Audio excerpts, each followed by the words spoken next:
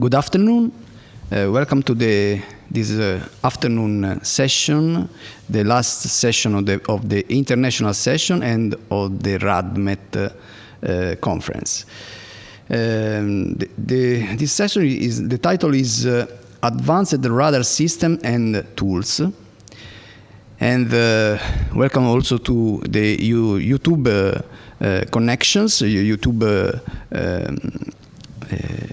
is another link. So if you want to connect, you have to change the link that is on the website and also on the channel of LaMMA Consortium. Let's go to the session. So now the next speaker is Alessandro Battaglia from the University of Politecnico di Torino and from the Leicester University. Now we will move from ground-based observation to satellite-based observation. And please, Alessandro. Yes. Okay. Good afternoon, everybody. Hopefully, everything is okay with the screen. So yes, it's okay. Let me start. Yes, let me start with some general motivation. Why are we talking about space-borne cloud and precipitation radars? And in general, we tend to refer to our planet as the blue marble, as the blue planet. But actually, if we look at from an image from space, actually, we see a lot of white because of the ubiquitous presence of clouds and ice caps. So actually, we should call it the white planet. And indeed, this highlights the importance of clouds. So while they actually represent a very tiny fraction of the total water, the 0.1%, they are actually crucial for climate via different things, via radiation, via dynamic feedbacks, and via links to the energy and water cycle. And I think everybody agrees in this room that we are in a climate crisis. We know that it will be bad, but actually we don't yet know how bad it will be. And actually, most of the uncertainties present in the forecast of climate models are actually related to cloud feedbacks. And actually, the recent CMIP models, I think they suggest even a larger upper thresholds of the climate sensitivity, so larger than 4.5 Celsius. The climate sensitivity is the increase of temperature with doubling the CO2 content. I hope the audio is good because I got a little bit of an echo. Okay, so if we want to reduce these uncertainties, we actually need the space-borne cloud and precipitation radars. Sorry?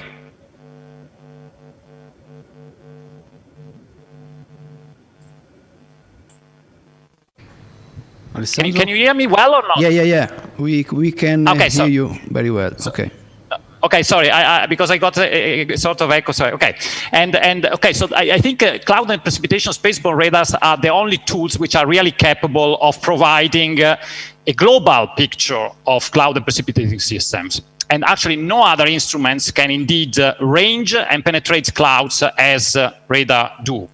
So this has indeed fostered the launch of several radar missions in the past, as highlighted from this timeline.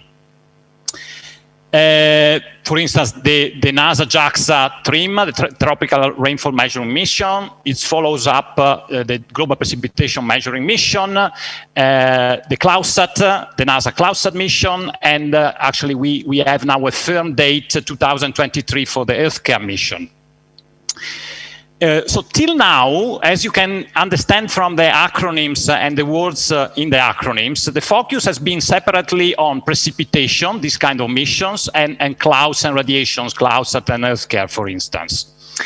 But in the past years, the cloud and precipitation community has come together to think about the next generation of satellite mission. And the focus of all of them is essentially the understanding of the water cycle in an holistic sense as a whole.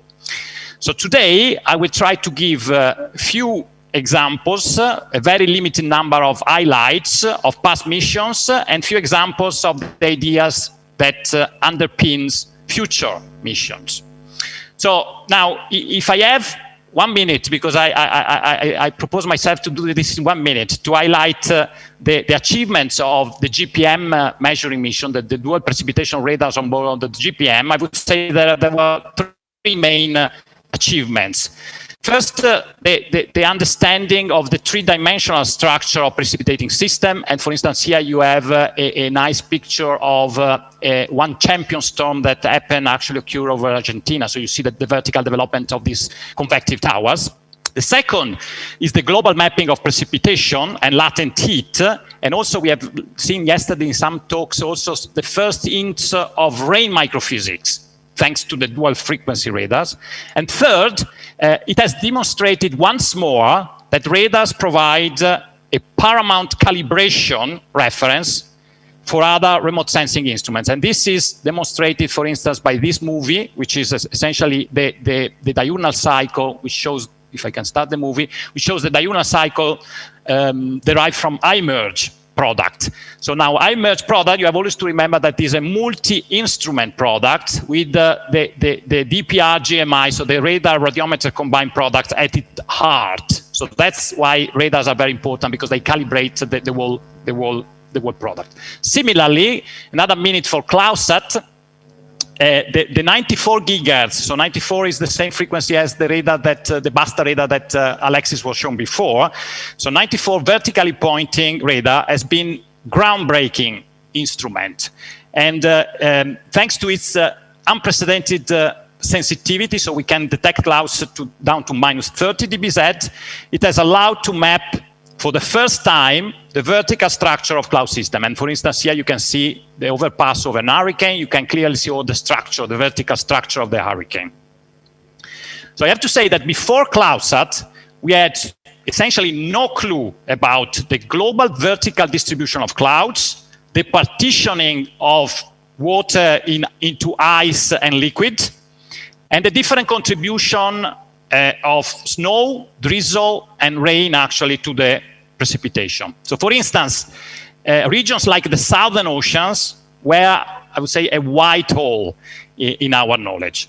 So now, of course, we know much more, and the question is the job done or not? Not really, okay? So we have to understand what's next.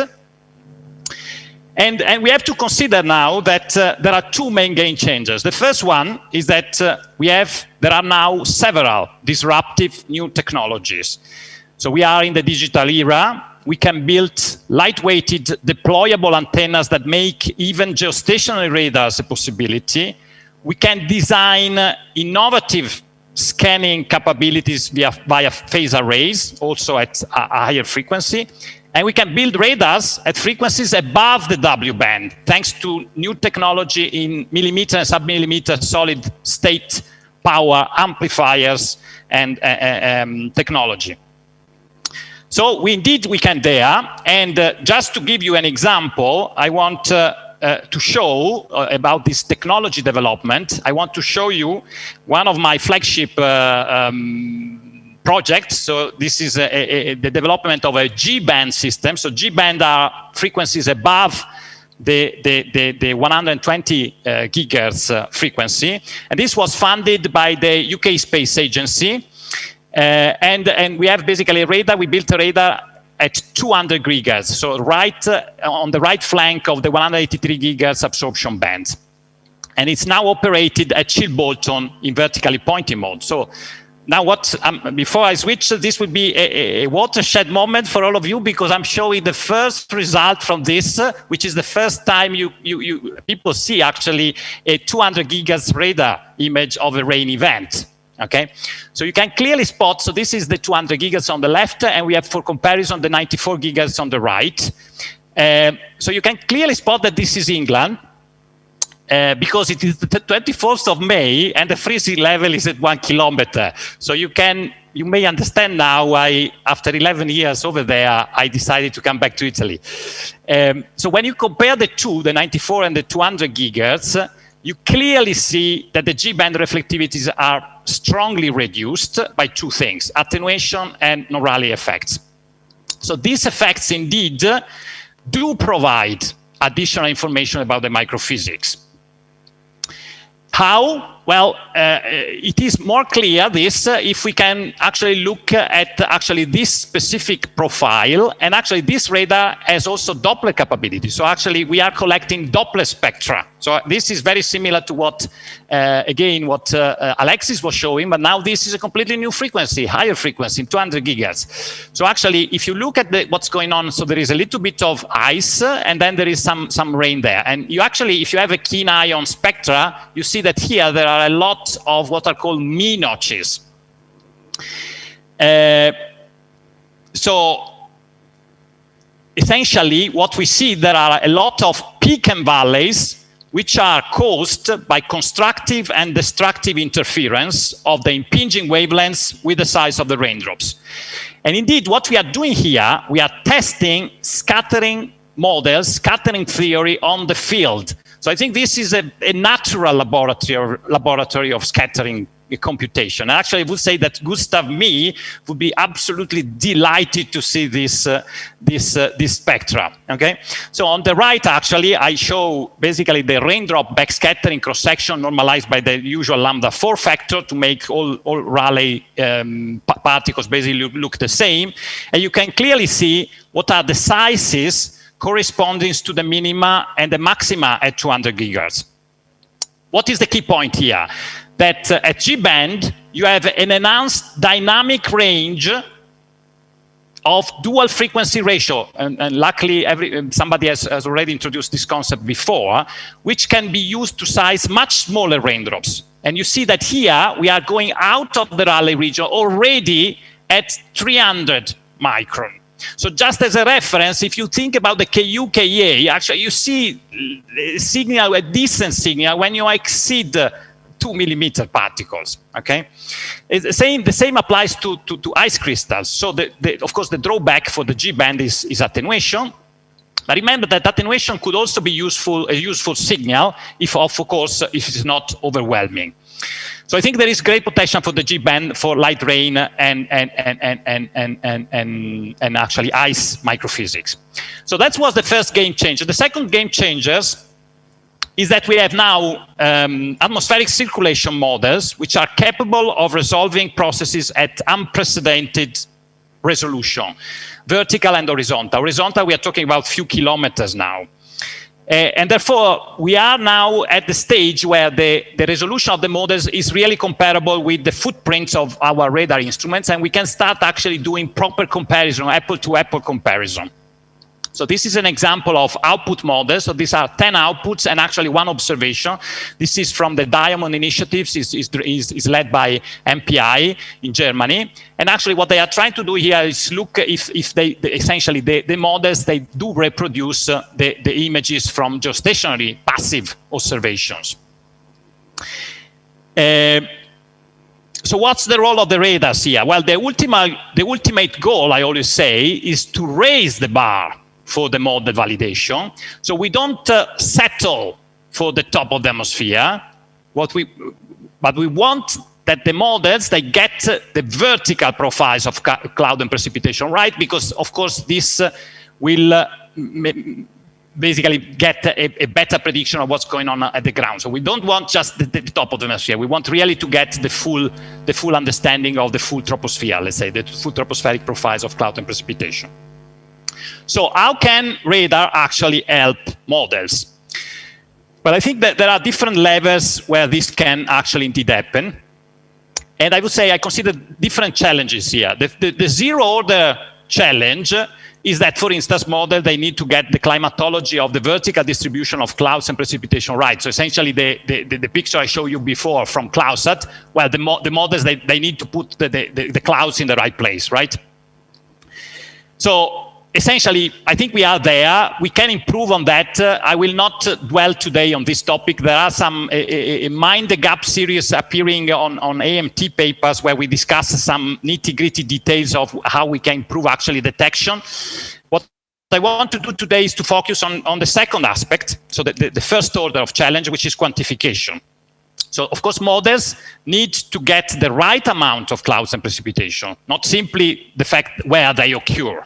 Okay, and of course here I think there is plenty of room for improvement. And I mean, just to demonstrate that, I mean, if you take two products from Space-borne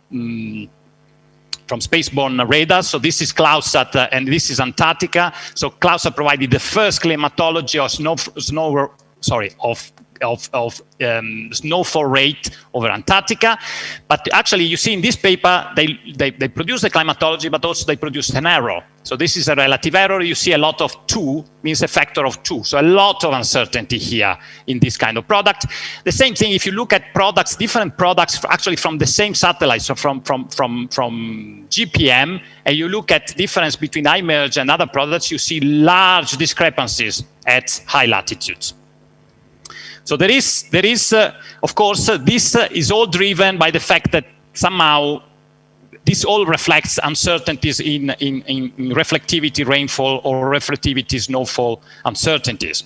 So what is the obvious solution? Well, the obvious solution, as already alluded by Alexis and by Davide, is of course going towards multi-frequency radars with Doppler capabilities. And what we actually propose is actually to span through the whole range of reasonable frequency that we can use. So from, let's say, 10 gigahertz to 220 gigahertz. But this somehow, this multi-frequency selection has to be tuned to the specific target. So in general, I always say in remote sensing, as a rule of thumb, if you want to observe a millimeter target, you need to use a radar with a wavelength which is somehow not much longer than a millimeter, okay? So in this cartoon, actually, what we are showing is what are sensible selections of pairs of frequency to target different cloud types.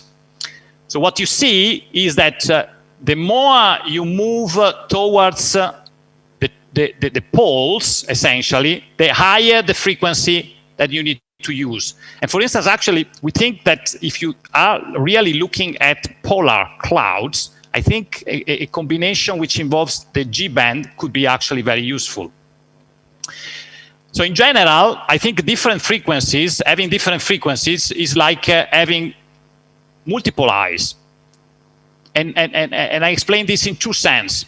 Because first of all, they may see different parts of the precipitating system because they have different sensitivities. So for instance, a W band typically has much better sensitivity than a KU band. So looks, for instance, can see all the upper part of the cloud. So this is what I call the complementarity aspect. The other point is that they can see a different signal from the same backscattering volume because of the previous effects. So they mentioned that attenuation and non-Rayleigh effects. So this is the synergistic aspect. And of course, this can be used in quantitative retrievals. Now, I have no time to dwell on this, but this is, of course, is not a straightforward task. But there is the potential there. And of course, the point is that you need to have good dynamic range in your signal. You cannot have half a dB DFR, dual wavelengths or dual frequency ratio. You need to have good signals to do proper retrievals. And actually, all these ideas underpins, for instance, that will be one of the NASA missions of the next decade, which is called the aerosol and cloud aerosol clouds and convection precipitation, which is now called ATMOS. And basically, their idea now, they are working at this concept, but essentially they will fly a couple of satellites at the end of this decade, and one in polar orbiting. The one in polar orbiting will have a KAW system with a 2-meter antenna with actually enhanced Doppler capability, a little bit of scanning at KA, and will target essentially high latitude clouds and precipitation. They will have also a second satellite on an inclined orbit with the KUW band radar system. Again, the KU with some scanning and Doppler capabilities to target convection. So indeed, there is a little bit a change of paradigm here. So the ICCP will be a process-oriented mission. So indeed, the NASA will aim at a direct improvement of models somehow. How? Well, they will try essentially to provide new insight in processes like convection, which are very poorly observed at the moment. Convection really is very poorly observed globally. But also ice processes, warm processes, this also is in their mind. Okay, however, I will not dwell on this. I have limited time, so actually we'll go to the final things, to the final, I think, methodology where radars can help in a direct model improvement, which is essentially via data assimilation. And in general, I give a couple of examples here, and the first example is this one, and is the Wyvern radar concept. So I have been essentially, so Wyvern stands actually, is an acronym, stands for Wind Velocity Radar Nephoscope. And it's a concept I have been developing together with Anthony Illingworth in the past 6 years. So there are plenty of technical papers if you want to have the details. So the important thing is that this concept is now one of the 4 candidates down selected by ESA for phase 0 of the Earth Explorer 11 program. And the idea is very simple, is to have a 94 gigahertz, so like EarthCare and CloudSat, but conically scanning, Doppler, and we think we will do much better Doppler than EarthCare, but we will use polarization diversity. And we will get essentially line-of-sight winds at 42 incidence angle for essentially a swath of 800 kilometers. So Wyvern will be the first mission actually to acquire line-of-sight wind profiles in clouds on a global scale.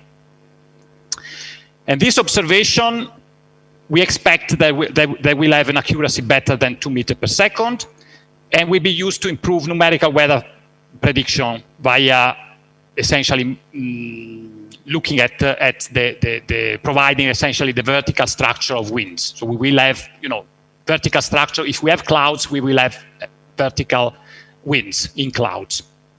And in general, this kind of observation will complement in the mid-troposphere and cloudy areas other observations of winds, of course, from aircrafts, from scatterometers. Scatterometers provide winds at close to the surface.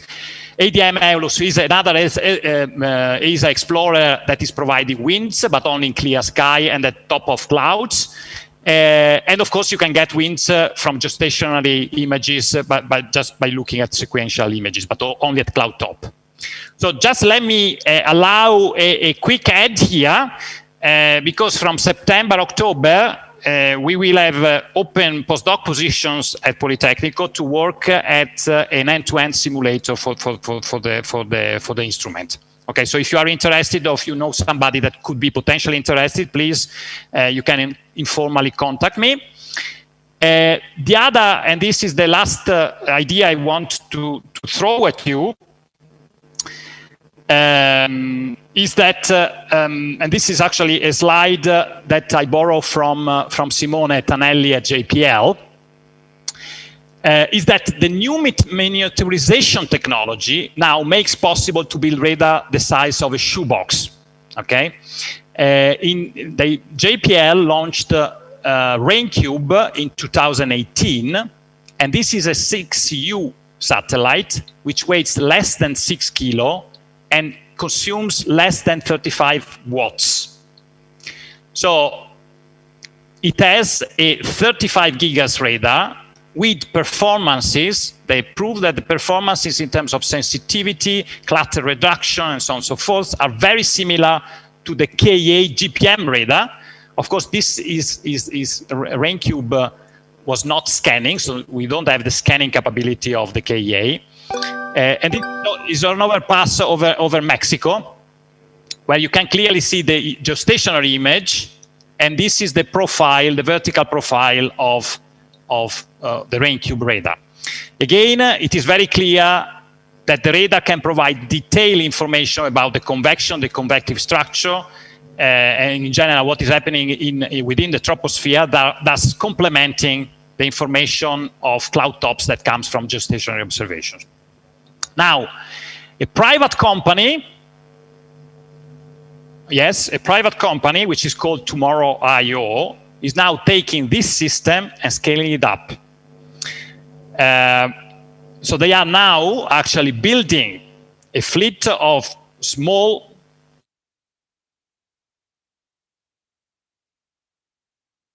rain cube, and they are in an average revisit rate from 3 days essentially to 1 hour. So you can imagine the possible application that will, and the implication that such a system will have in terms of providing essentially weather forecast in regions which have, you know, where at the moment we have very few data. Okay, so of course this is a commercial. So the ultimate goal is a commercial goal from this company because they want to produce and sell essentially improved weather forecasts.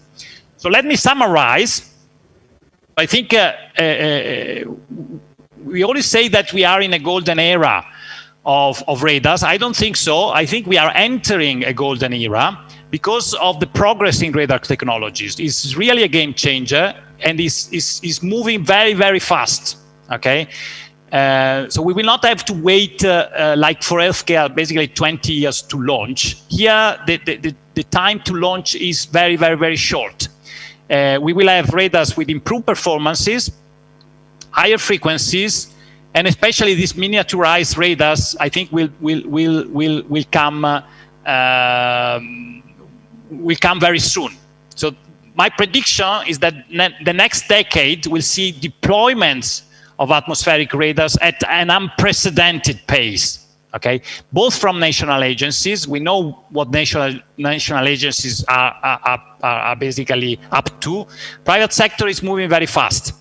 So I think the next generation of radars, of cloud and precipitation radars, will have 3 main benefits. I think we will for sure improve our quantification of precipitation, and this will require better Doppler multi-frequency radars and understanding a little bit better the pitfalls of multi-frequencies. Of course, if we improve products with the radars, this in cascade will also improve precipitation products from, you know, the passive microwave radiometer, IR, and so on and so forth. The other thing is, I think we will have finally some better understanding of microphysical processes, for instance, convection, first of all, which could lead actually to a numerical weather modeling improvement. And then finally, the thing I have alluded in the previous 3 slides, we will have a novel source of observation for data assimilation. This includes Doppler winds, so winds, reflectivities. We start assimilating reflectivities from clouds and precipitation, but also there are novelties in the sense that radars, and there are a lot of studies going on, for instance, differential absorption radars, will also be able to provide water vapor in clouds, and even pressure at the ground. So there is plenty to come in the next decade. And I conclude here. If you want to know a little bit more about all this, we just wrote last year a review of geophysics paper. You can download this open access. Thanks. Thank you, Alessandro, for your very interesting presentation about the next future perspective of weather radars from space. I don't know if I'm checking if there are some questions. I cannot see on chat questions. I have a curiosity, if possible. Yes. What about the spatial resolution of, for example, Wyvern system? Yes. So the footprint at the ground is less than 1 kilometer. We will provide winds at the 10 kilometer or 20 kilometer scale. We will integrate winds. For data simulations, they don't want, they want to a little bit average for assimilating those products. The vertical resolution will be, the pulse is 500 meters long. There is, of course, the vertical resolution includes also a little bit the beam width, so will be around 700 meters vertical resolution. Okay, thank you. I can see. Andrea? Okay, Renzo. Okay, I have another quick question for Alessandro. Good morning, Alessandro. Yeah, I was very impressed by your 200 gigahertz radar image, and I think it's very intriguing, not only for ice physics, but also for the warm rain processes, for the possibility to investigate the early phase of light rain, early stage of collision coalitions. But yes, regarding the frequency exploitable for cloud investigation study, what do you think is, if any, an upper boundary to the frequency that we can exploit in the future?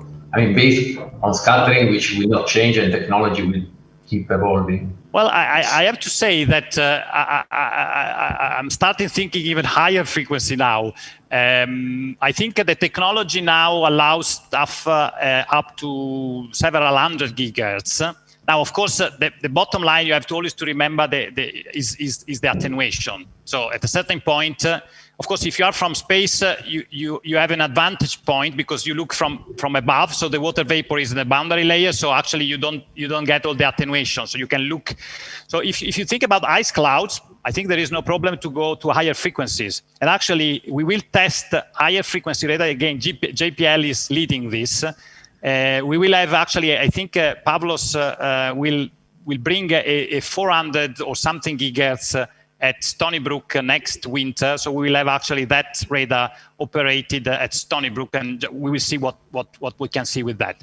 But I think I have to say that for rain, and I think we will have, I think we will, these cloud radars, 94, 35, 200 gigahertz, I think they will provide very good DSD measurements at a certain point. The volume that we are collecting is not as tiny as the dysdrometer.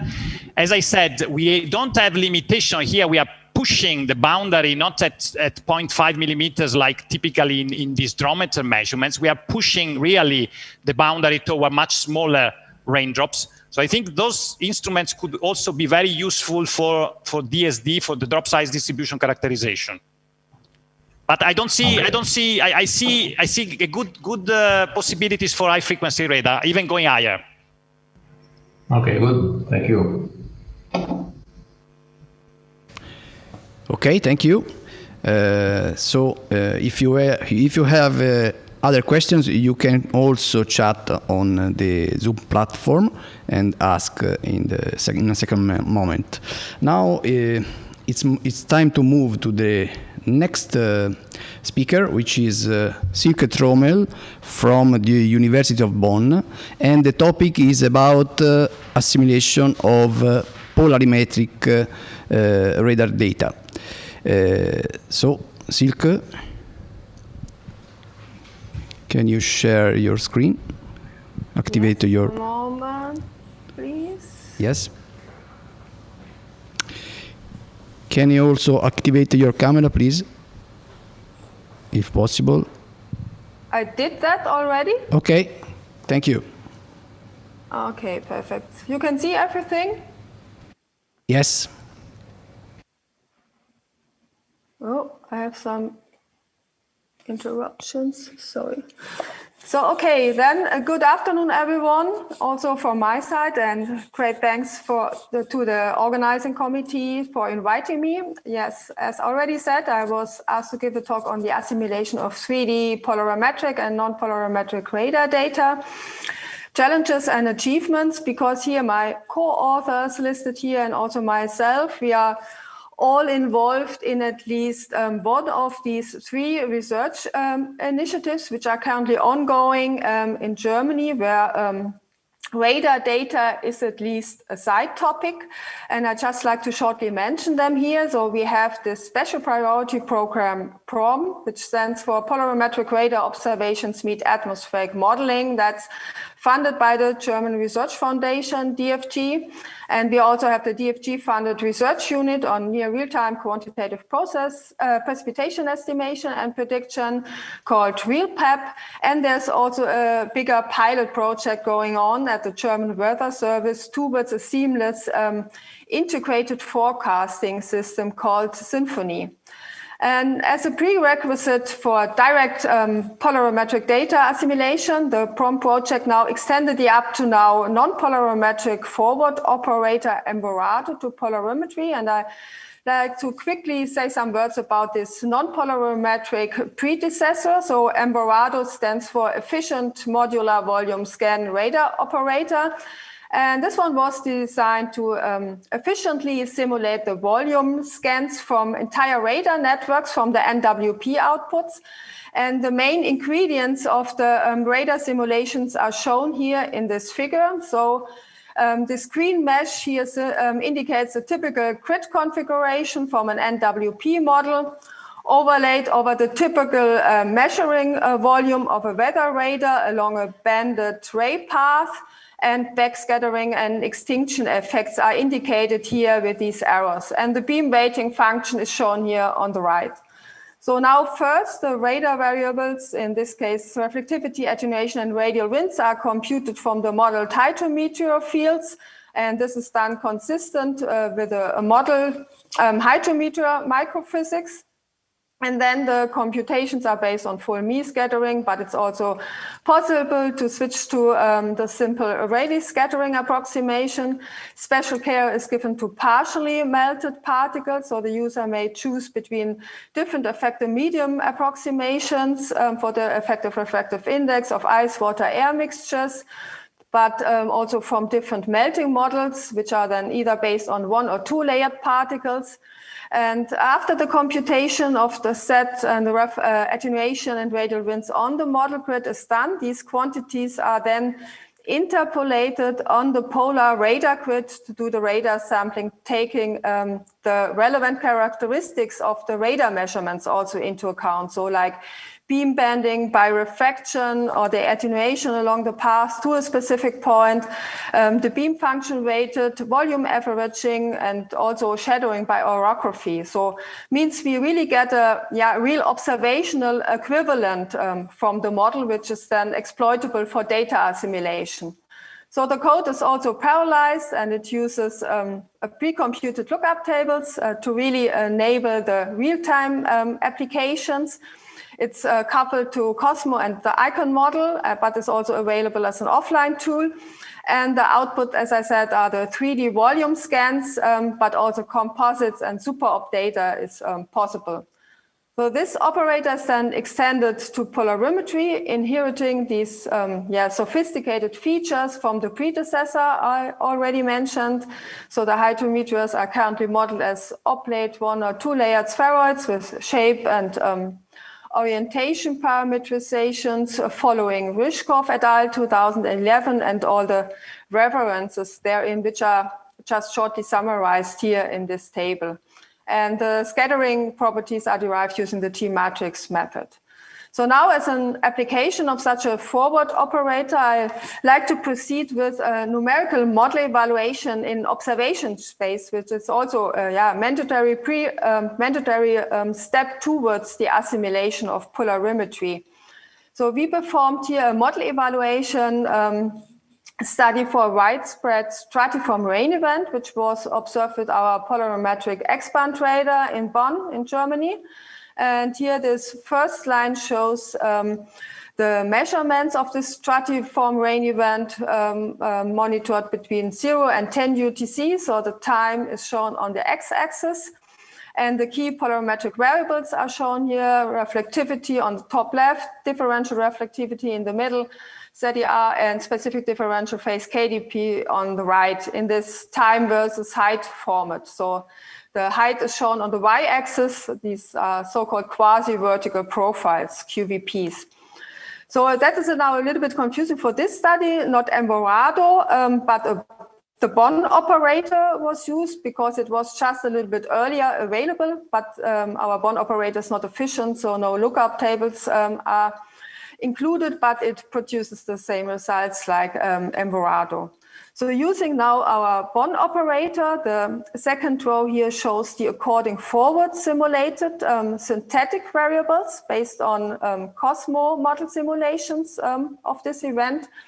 And now comparing the first and the second row, the radar eye directly sees these extreme high ZER values here below the melting layer, which are not visible in the observation and which pointed us to excessive Graupel production in the model.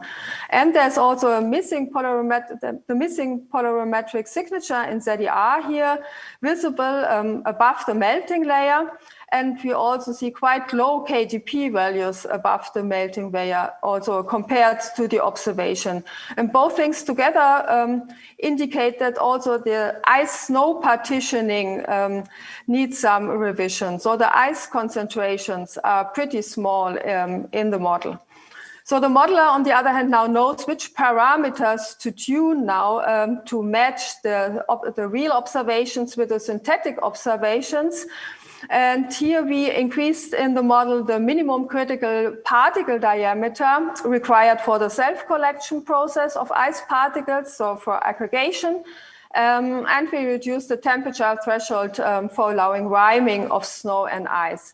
So in taking these things together, we like to increase then the ice concentration and reduce the intense Graupel production in the model. And indeed, now you see the according synthetic variables resulting from the updated simulations with the adapted parameters here.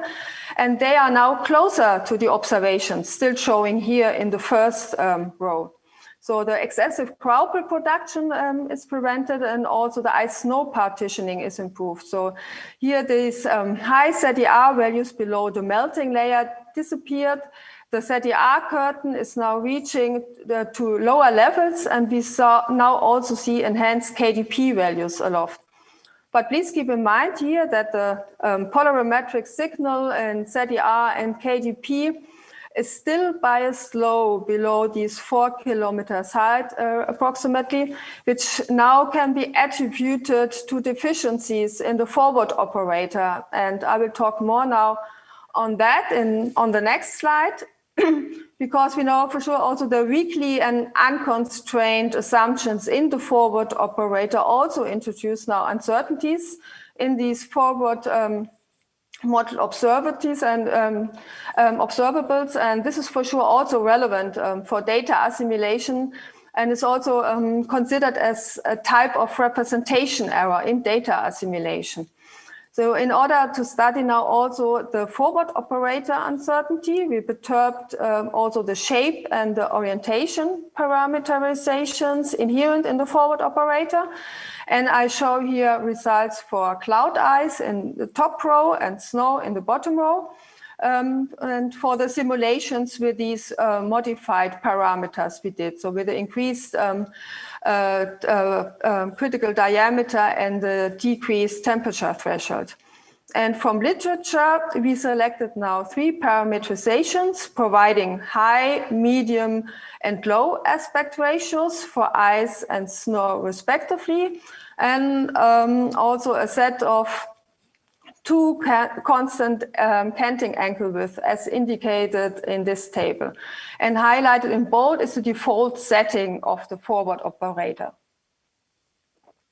So the results are presented now as medium profiles of single column model profiles at the Bonn radar location over the considered time period where the event occurred, so between 0 and 10 UTC. And these median profiles for the different aspect ratio sigma settings here indicated with the different lines and different colors are shown together with the observed quasi-vertical profiles from the radar observations, and are also shown with the simulations with the operator default settings in gray. So as expected, so the reflectivities are not really sensitive to changes in the aspect ratio and sigma settings, But the polarimetric signals here, the ZER is shown in the second column and KDP in the third column. These signals increase for lower aspect ratio and lower width of the Canting angle distribution, sigma. So the cloud ice, for example, here exhibits nearly no polarimetric signal for high aspect ratio and high sigma. This is the blue curve, the blue solid curve here in the ZER and the KDP panel, but it provides really excessive values compared to observations for the case with a low aspect ratio and low sigma. So this is the green dash curve here. And in this corresponds also to the forward operator default setting in case of cloud ice. So for snow, looking in the second row, the ZER and KDP is also significantly higher for this case with low aspect ratio and low sigma. So again, this green dash curve here compared to the other sensitivity setups here, which cluster really closely together. But still, also this extreme setup here remains clearly below the observed polarimetric signals, which are indicated in black. So to conclude, we are really not able to reproduce the polarimetric signal of snow with no somehow realistic assumption of aspect ratio and sigma. So, and this is a deficiency of the forward operator. So the mass equivalent homogeneous effective density particles, so like our assumed spheroids, are no adequate proxies for snowflakes or for dendrites. So these low effective density particles really destroy polarimetry. So in data assimilation, this operator error is also part of the observation error. And currently in non-polarimetric data assimilation at DWD, these observation errors are fixed for all times and all elevations. And towards now a better representation of this observation uncertainty during data assimilation, such observation error statistics for radar reflectivity and radial winds are performed using the data assimilation system. So the so-called de Rosier method, and to better understand also the different contributions to the observation error, we mimicked only the error component of the representation error due to unresolved scales and processes. So, and for that, we used synthetic observations of higher resolution model runs with a 2-moment scheme as fake observations and compared them to the synthetic observations of lower resolution runs with a 1-moment scheme. So, and now here on top left, you see for reflectivities, the standard error, the standard deviation of the representation error is comparable to the observation error here in red in terms of structure, the same evolution with height more or less until about 7 kilometers height, which means the representation error is dominating up to that level. And we can just focus on the variabilities in the representation error over time. And for radial winds, as indicated here in the bottom left, however, we see that besides this representation error, also other errors contribute here at lower heights. The panels on the right also show according correlation lengths of the observation and the representation errors, and also for different elevation scans. So also for the 3.5 elevation scan indicated with the dashed lines. And for the reflectivities, the correlation length scales of the representation error are shorter than for the observation error, and they are not sensitive to the elevation. So the solid and the dashed curves are nearly the same. But for radial winds, however, the correlation length scales of the representation error and the observation error are shorter for the higher elevation. So if you compare the dashed curve with the solid lines.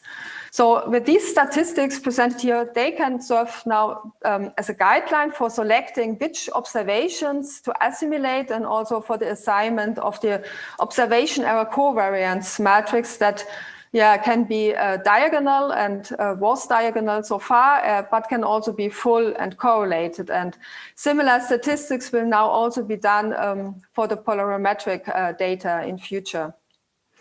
But great progress has been achieved already in the assimilation of non-polarimetric 3D radar data.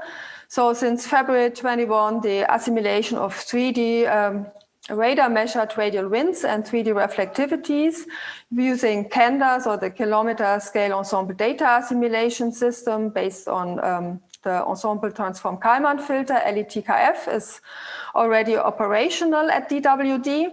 And here you see now in this panel results of a 2-week-long hourly data assimilation cycle, from which 3 forecasts have been started every 3 hours. And here you see now the average fractional skill score for 24-hour lead times.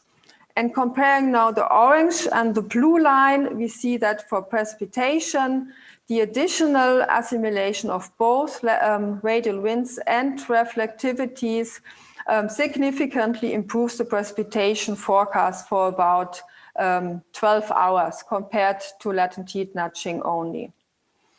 Another great step forwards to a seamless prediction, we investigated also the question whether the assimilation of nowcasted information provides additional improvements. And using now nowcasted information on top of standard observation, we first had to determine the correct observation error covariance matrix for the full observation set.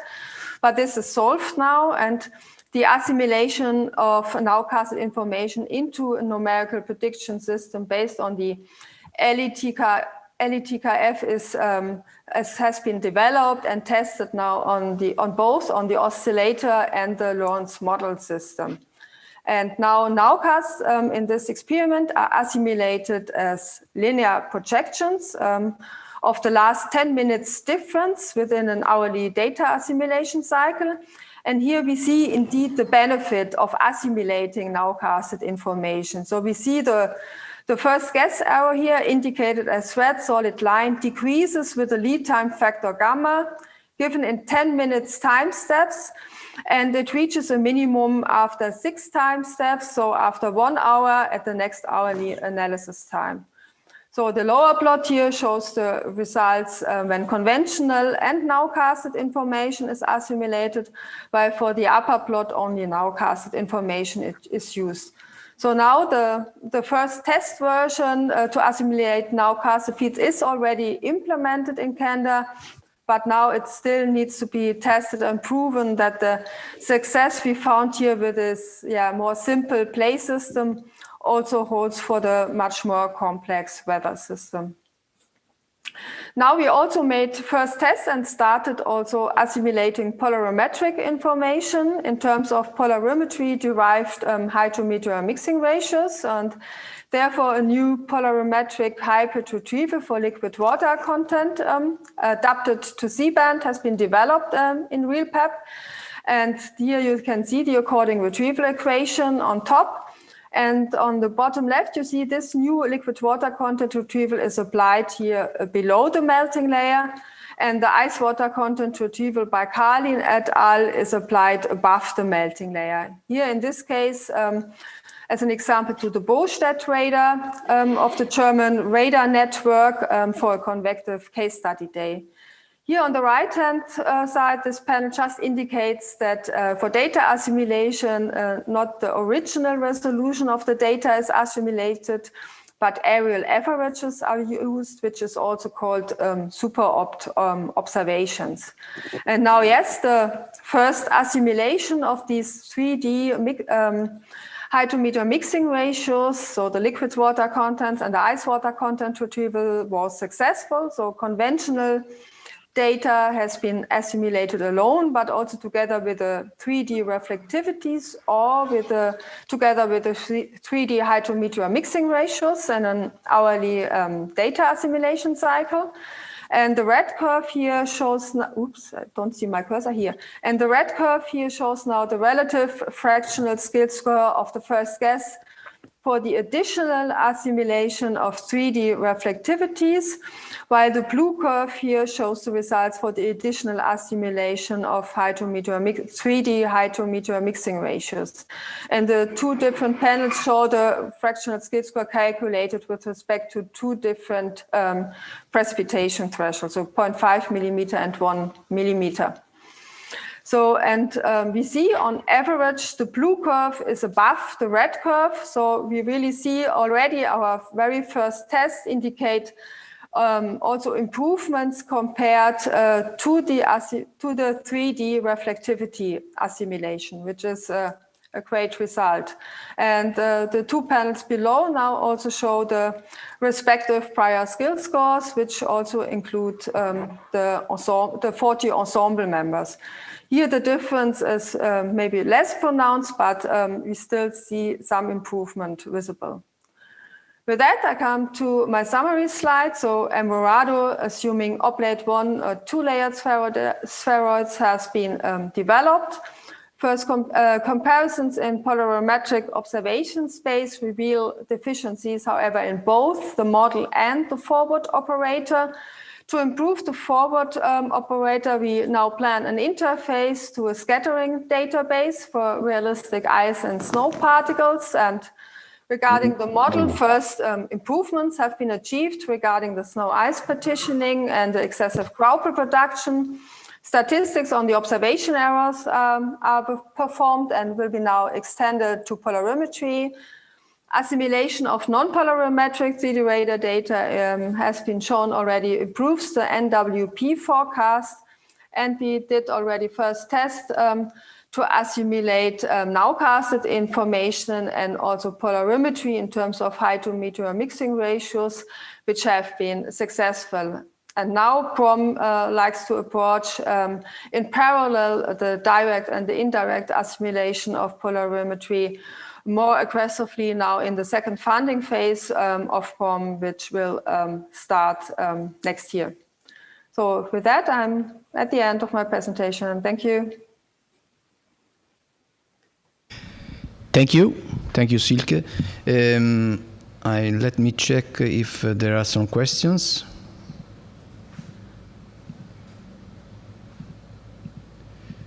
I cannot see questions. If you have questions, you can make it directly or by chat.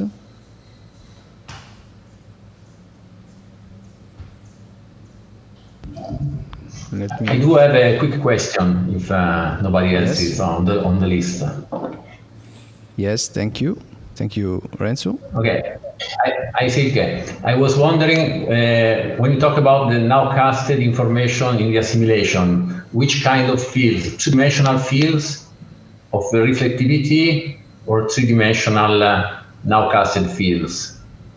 That was the first test done, so to say, with synthetic data, so that really observational data with a time series of 100 time steps have been produced with a nature one. How is it always done when you first test for the very first time new kind of data for an assimilation framework? So it was really a virtually produced data which has been assimilated.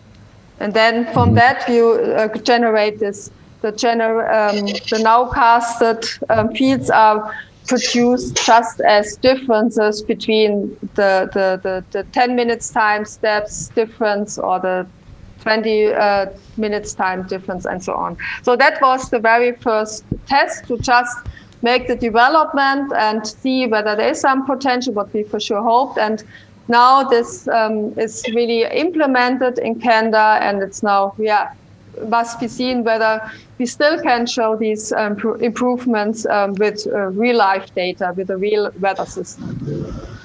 Okay, thank you. I cannot see any other questions. I have a question about the possibility to make operational this scheme for assimilation. If you are planning to make this operationally? So as I said, the non-polarimetric 3D radar data assimilation is now already operational at the German Weather Service, so since February. And yeah, for sure, for the polarimetric stuff, like now what we started with like the hydrometeor mixing ratios and so on, yeah, that depends now for sure on the more detailed tests. So these have been very first tests based on single case study days and so on. And we now also like to combine the assimilation of the polarimetric hydrometeor mixing ratios together with the 3D radar data, whether it then provides additional benefits and so on. And then for sure, yes, in case of successful, that it's a plan to also assimilate polarimetric information operationally, yes. But yeah, here we are at the beginning and it needs more testing and so on and further developments. Yeah. Thank you very much. Now I have to give the ball to Renzo for the next. Oh no, sorry. There is another question from Frank. Yeah, sorry. Just a quick question for Silke. Yeah. Silke, you were mentioning that in the conclusions that you were planning to couple the DDA database, scattering database, with your scheme. How do you plan to manage all the shapes and the different categories of ice habits?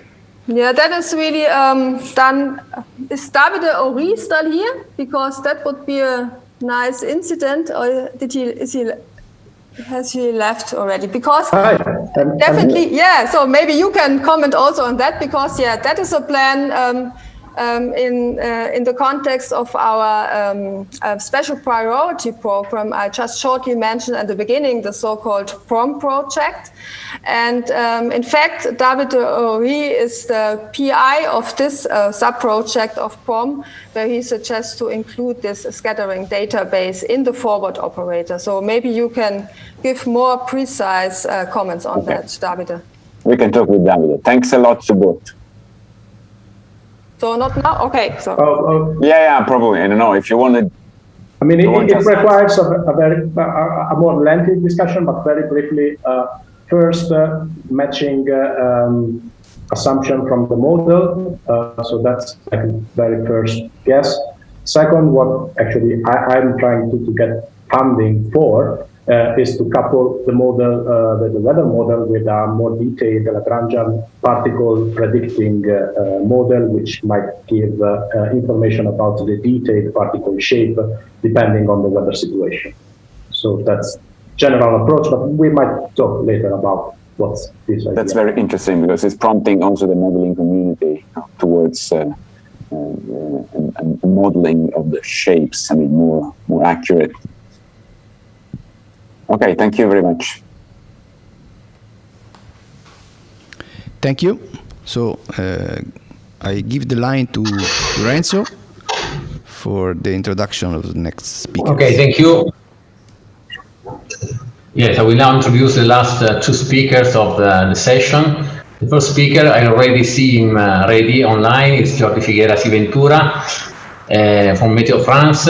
Jordi is a sort of globetrotter of radar meteorology. Despite his very young age, he has accumulated an incredible experience, international experience, both in research and operational weather radar, working from France to the Netherlands, Switzerland, and back to France. So I think this probably prompted this skill towards collaborative working and passion for shared knowledge, which is at the very core of open source software. So it's with pleasure and gratitude, because I am myself a user of these open source packages, that I leave the line to Jordi to start his presentation. Thank you, Renzo, for this very kind introduction. I'm going to try to share my screen here.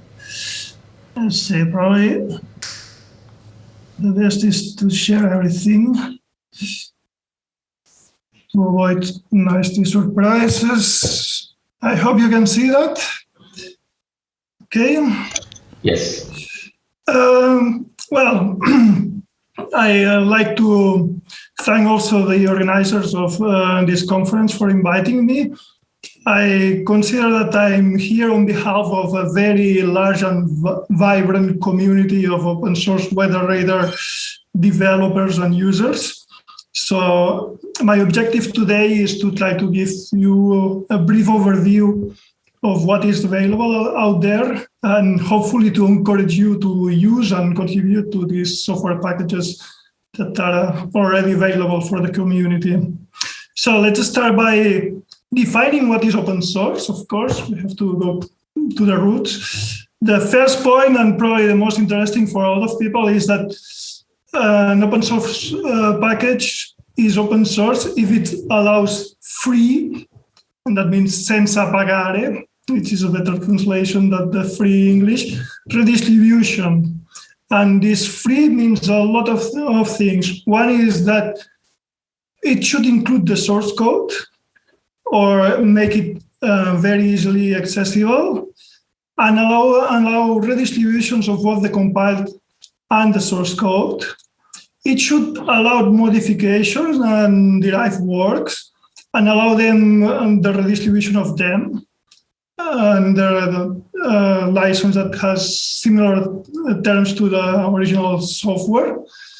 And another important aspect that should not be forgotten is that it should not allow discriminations, neither discrimination against persons or groups, nor discrimination against usage. And sometimes that means also no discrimination against what you would consider evil users.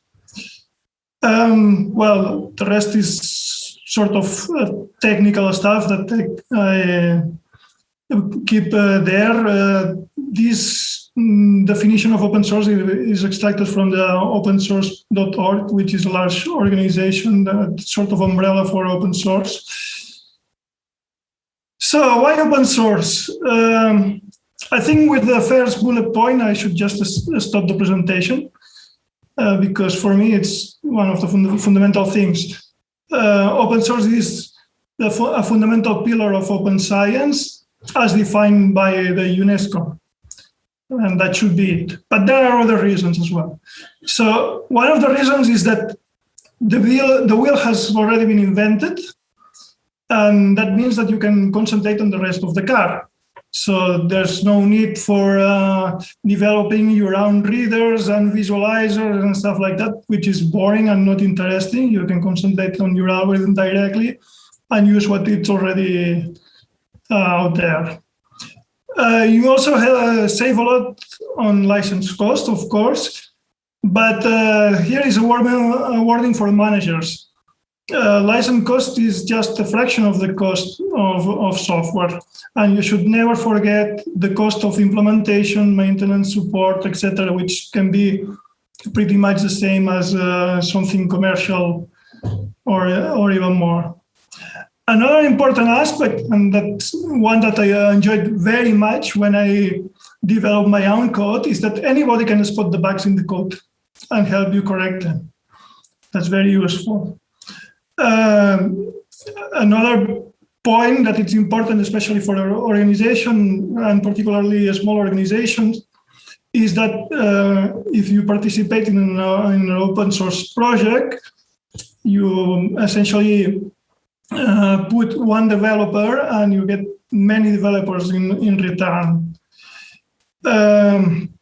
Another point that it's related to the wheel is that you are standing on the shoulder of giants. That means that you can start from code that is very well developed, sometimes from the best minds available, but giants can as well be dwarf. You don't start from scratch, you have a base block to work from. Another thing related to transparency is that your users or clients or whatever you want to call it know what you are doing and how you are doing it. One very important aspect, and that was one of the reasons we started Pyrad actually, is that it facilitates a lot collaboration between different entities, because if you have something commercially available. Not everybody can have the license for that, or even there are discrepancies between versions, etc. So open source solves a lot of these problems. And it is also very helpful because you can customize the code to exactly fulfill your needs, since you can always modify the base code for your own purposes. And coming back to open science, there's no black box there. You can perfectly understand what the code is doing.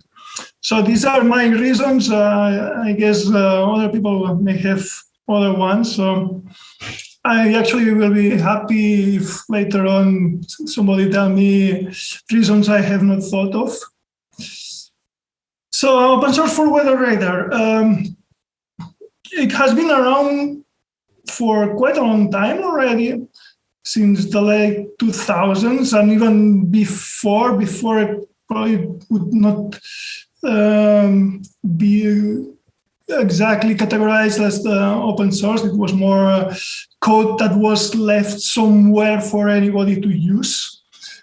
But there are now several major projects, some of them quite mature,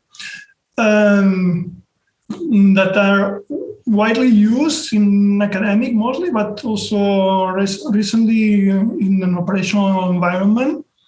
Almost all of them now make use of modern tools like GitHub, Conda, Docker, whatever you want to call it, and practices like continuous iteration, automatic tests, etc., that make them quite easy to deploy and to evolve.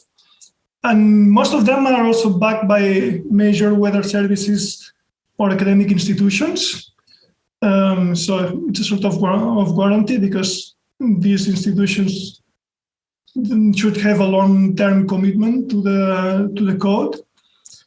One thing that I really would like to stress is that the projects are not competing among them, but they are collaborating. Actually, there are regular discussions about best practices, exercises in interoperability, and we have, as you may know, organized already several open source courses for several years already in the major radar conferences like AMS, Pyrad, and others. So I'm just going to give you a very, very brief overview of some of the major packages that are out there. Probably I will forget some of them, sorry, but there is a lot. One of the first ones was Bradley. Actually, it was first released in 2011. That's quite some time ago. There, the philosophy was to keep the magic to the minimum. And that means, for example, that it has a flat data model. There's no prescription of how your data should be organized. So that you can freely interact with the functions that are there. It's Python-based. It works in Linux, Windows, Mac.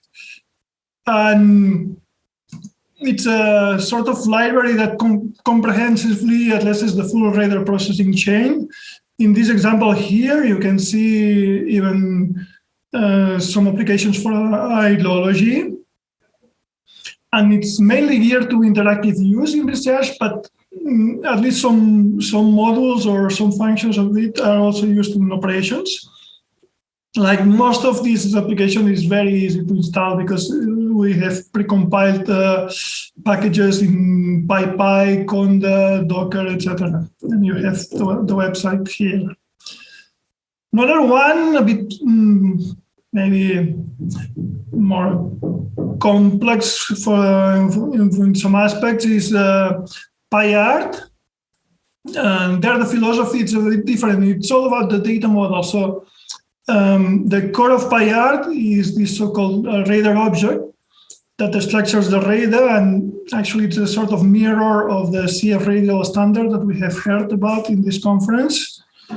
And there the idea was that Pyrad is a base block to build upon. So Pyrad provides few functionalities, but very well designed to read radar data and visualize it. And there is a rich ecosystem of packages to work on. For example, there's RView, PyTDA, Multidop, TIN, and Pyrad that I'm going to focus on later on. It's also part of this ecosystem of packages. It's also very easy to install because there are packages in PyPy and Conda, and we have the website here to get more information. Another one, maybe a bit closer to operational in scope, is LROs. Here is the philosophy is that you have a high quality building blocks for complex workflows. And LROs, on its base, it took all the legacy tools that were developed by NCAR and CSU, and is trying to put them nicely packaged, let's say. Now, of course, it has improved a lot since the start. Is very fast. Is mostly written in C++ instead of Python, as the other two examples that we have seen. And it consists of many standalone tools to allow interoperability with the other packages. It stores data in the CF radial format. So you can easily combine features of Bradlib, Pyrad, and LROs as well. Finally, there is Valtlat. That has a slightly different philosophy. Here, the main purpose was to create an advanced weather radar network. It started as a heritage from the Nordic network NordRad. Was funded by the EU through these two projects, Valtlat and Valtlat Plus. There were 13 partners from 10 countries, so it's a very sizable project. And the main objective initially was the real-time data exchange and data processing. And for that, there are sub-packages were written in different languages. For the data exchange, is mostly Java. And for the data processing is C and Python. So as I said, the idea there was to have a distributed networking where partners would be able to seamlessly exchange polar data and process them on site using a common toolbox so that they would have similar results. And here we show just an example of ecotype classification, discrimination between biological scatter and precipitation. And Valtlat uses the ODIMH 5, that is also the standard promoted by Opera. So it's very compatible with any European radar format. And here you can get more information of this package. So finally, there's also PySteps. We have heard about it already. Here the philosophy is to have a framework for short-term ensemble prediction systems. It originated as a collaboration between several meteorological services and academic institutions. It's also written in Python. And the idea is to provide an easy-to-use library for short-term ensemble prediction systems that you can install via Conda, PyPy, etc. And here you can get more information. So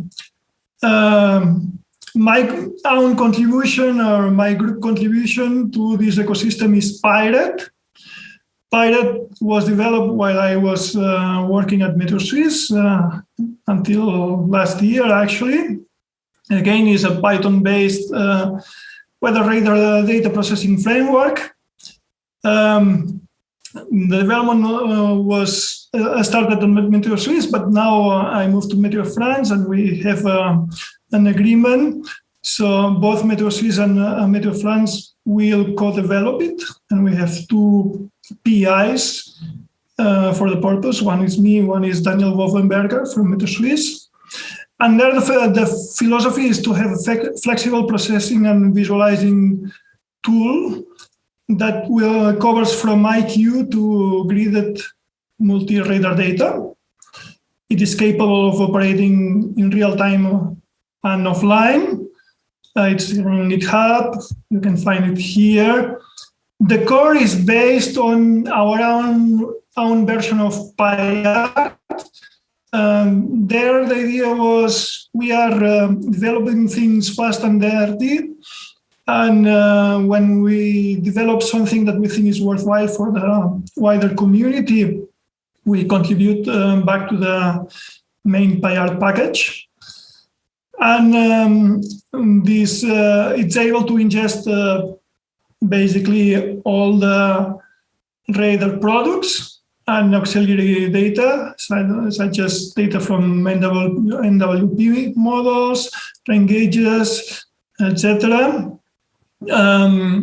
It's also able, with some limited extent, to ingest cloud radar and LiDAR data, and Cartesian products, mostly the ones produced at Meteor Suisse at Meteor France. But if you have interesting products you would like to add, we can talk about it.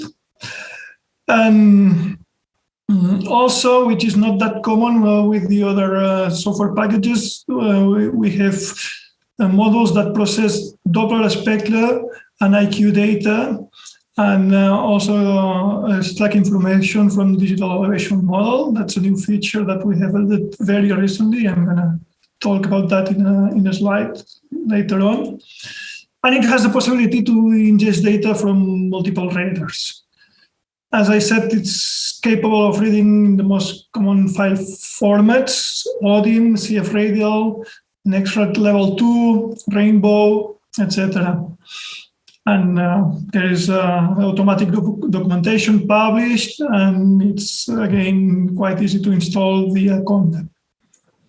So, what is the rationale behind Pyrad? Well, basically you have some sort of interface that is going to read your data, and we have 3 different objects that are the objects that you can also find in Pyrad. We have the radar object that is also the one that uses Pyrad. We have extended to an object that can fit IQ or spectral data, and we have the grid object of Pyrad.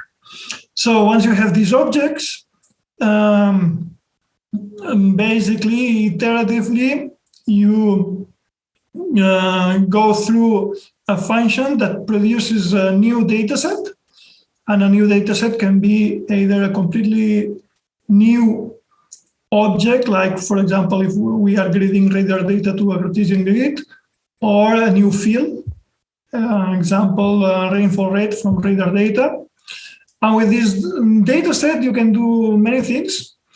One is to, if it's a radar field, for example, you can include it in the radar object and repeat the process iteratively. So you have a second, third, fourth level of processing for the same radar volume. You can destroy the old object and replace for a new one. If you, for example, move from radar object to grid data, or you can produce products out of this data set. And the product for us, it's either images or data files, or you can simply store the data that you have produced in one of the common formats and use it offline again. So Pyrad has a lot of capabilities, and it's always extending. We are always extending it. because it's what we use for rapid prototyping. So I'm not gonna extend myself on that. It has algorithm for echo classification and filtering, for VDP processing and attenuation correction, for data quality monitoring, calibration, noise correction, several retrievals, and then also what I call special functions, which are simply functions that I don't know how to classify, like functions to cut volumes, resample data, extract data at points of interest, make time series, etc. This is basically what you can do with radar volumes. There are also products that you can derive from radar volumes, and that includes all the typical visualizations, PPIs, RHIs, P-scopes, CAPIs, cross-sections, but also histograms. And then you can also extract data, and most of the extracted data is stored in comma-separated value files, so that it's easy to further process it, even using Excel if you like it. I don't. For the IQ data, there's also several capabilities. You can compute polarimetric and Doppler moments with like an estimator, or you can transform it into a spectral data. And then spectral data, we have also the possibility to compute the spectral polarimetric moments, compute the polarimetric moments out of a spectra, etc. And for gridded data, you can extract points of interest, region of interest, make temporal statistics, etc. And the products that you can obtain for IQ and spectral data are the typical range or angle or time Doppler plots. You can save them in an HCDF format. And for gridded data, you can obtain images, mapped images, cross-sections, and create histograms or store it for further purposes. Here are just a couple of examples of what you can produce. This is an example of gridded data in a map in Switzerland with a probability of hail contours overimposed. And this is a spectral plot of a spectral reflectivity of a windmill, actually, and its time evolution. You can see here the windmill. So one of the latest additions is this Pyrad GEX. GEX stands for Ground Echo Characterization Software Extended, and it's extended because there were already several versions. The first one was in MATLAB, written by Marco Gabella. Then internally at MetaSwiss, we developed an IDL version of it, and finally, recently, we moved it to Pyrad, and we finally put it open for anybody to use. And here, the input are radar characteristics that you can obtain directly from the metadata of a radar file, or you can input it by hand. A digital elevation model and some specifications about the reflective index. And in the output, you can see the ground clutter, theoretical ground clutter returns. And then you can study things like beam occultation and the percentage of radar reflectivity, as you can see here. So I heard the ring. I think I'm on time because these are my final thoughts. First one, please. If you use open source, do three things. One is acknowledge it, because for you it's for free, but there are developers that have developed some of these characteristics, and it's important to show to the institutions that fund these developers that the software is used, so that they keep the interest in funding it. Also, contribute back, and by contribute back, I mean you can do many things that are not enhancing features, even report on bugs or comment on your experience, or tell us what you would like the software to do. All that are crucial to improve the code and also the morality of the developer, because it's very nice when you get feedback on things that you are doing. Even bad feedback is a good feedback. And do not be afraid of to contribute, because most of this open source, there are already established ways of reviewing the code, even if you are not a particularly good program, but you have a good idea. Just make a pull request. There will be somebody that will help you and make sure that the code has minimum standards of quality before it's merged. So just provide your contribution. Another important thing that I would like to stress is that creating open source is not just putting the program somewhere in the server.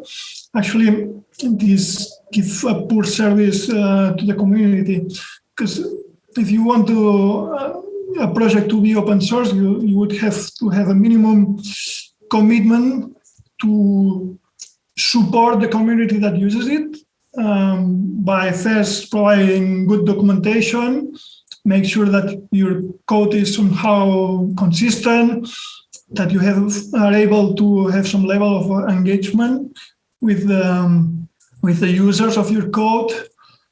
And the last thing is a personal thought or opinion, if you want, you can take it or not, is that I believe that we are very lucky in the weather radar community, because we have already quite a wide range of packages that you have seen that they all have a slightly different philosophies, so they cover a lot of different needs. So I would encourage you, before creating your own project from scratch, to think a bit whether what you want to contribute to can fit in another project, and maybe expand what is already there, instead of overcrowding the field with new things. And with that, I conclude my presentation. Grazie a tutti per l'ascolto, and I'm open for questions. If you have other questions that pop up outside of the presentation, you can always email me. And if you want to stay tuned with Pyrad, we have newsletters, and you can register at this web address. Thank you very much.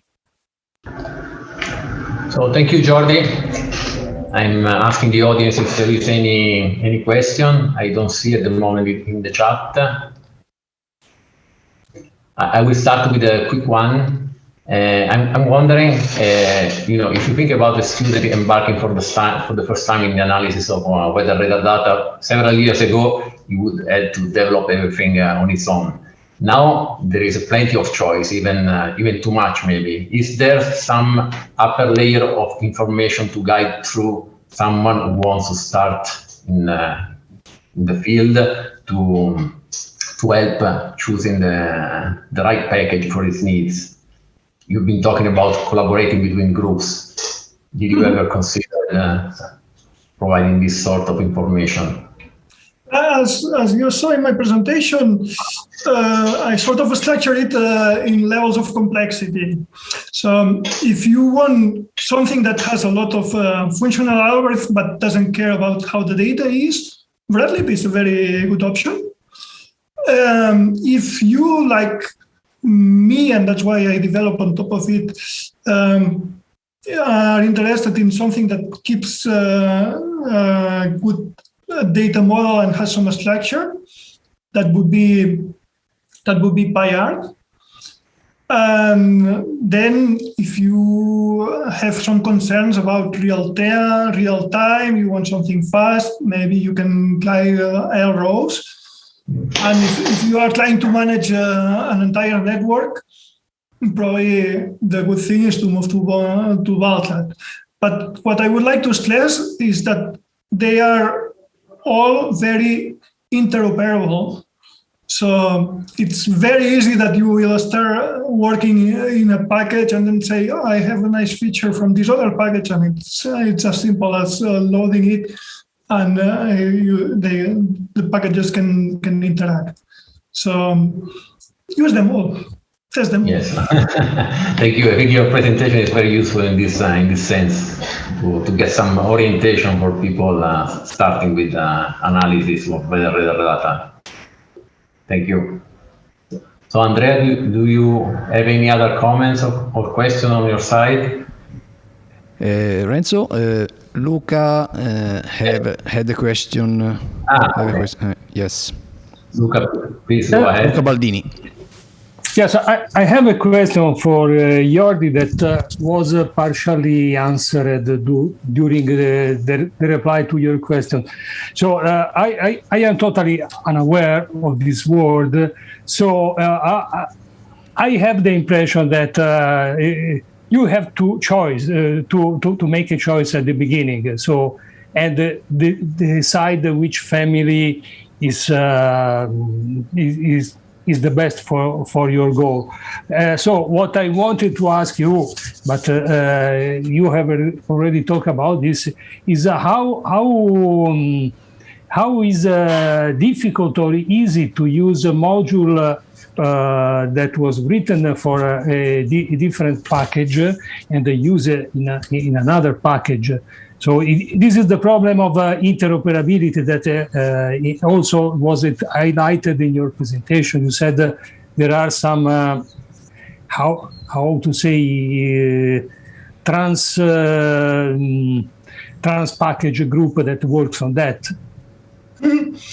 But for the Python-based packages, it's extremely easy because it's basically a collection of you can think about that as a sort of library with several books, and you can use information from different books and simply throw your data from one book to the next. That's extremely easy, and now there are tools to make these things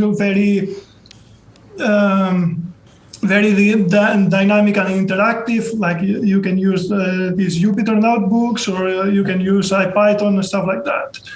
For things that use C, C++,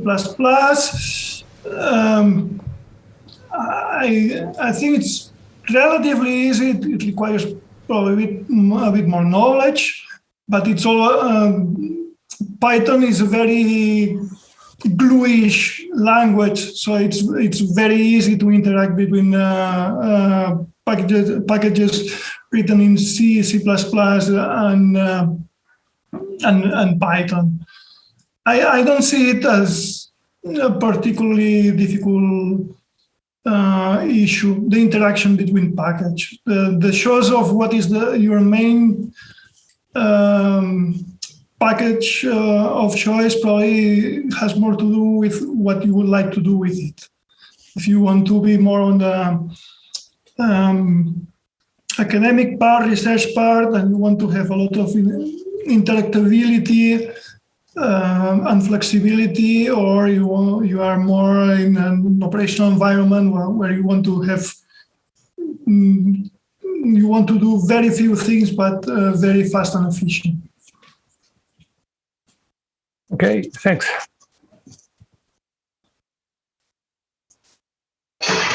Okay, so I don't see any other question for the moment. So I think we can move on to the next speaker, the last speaker of the session.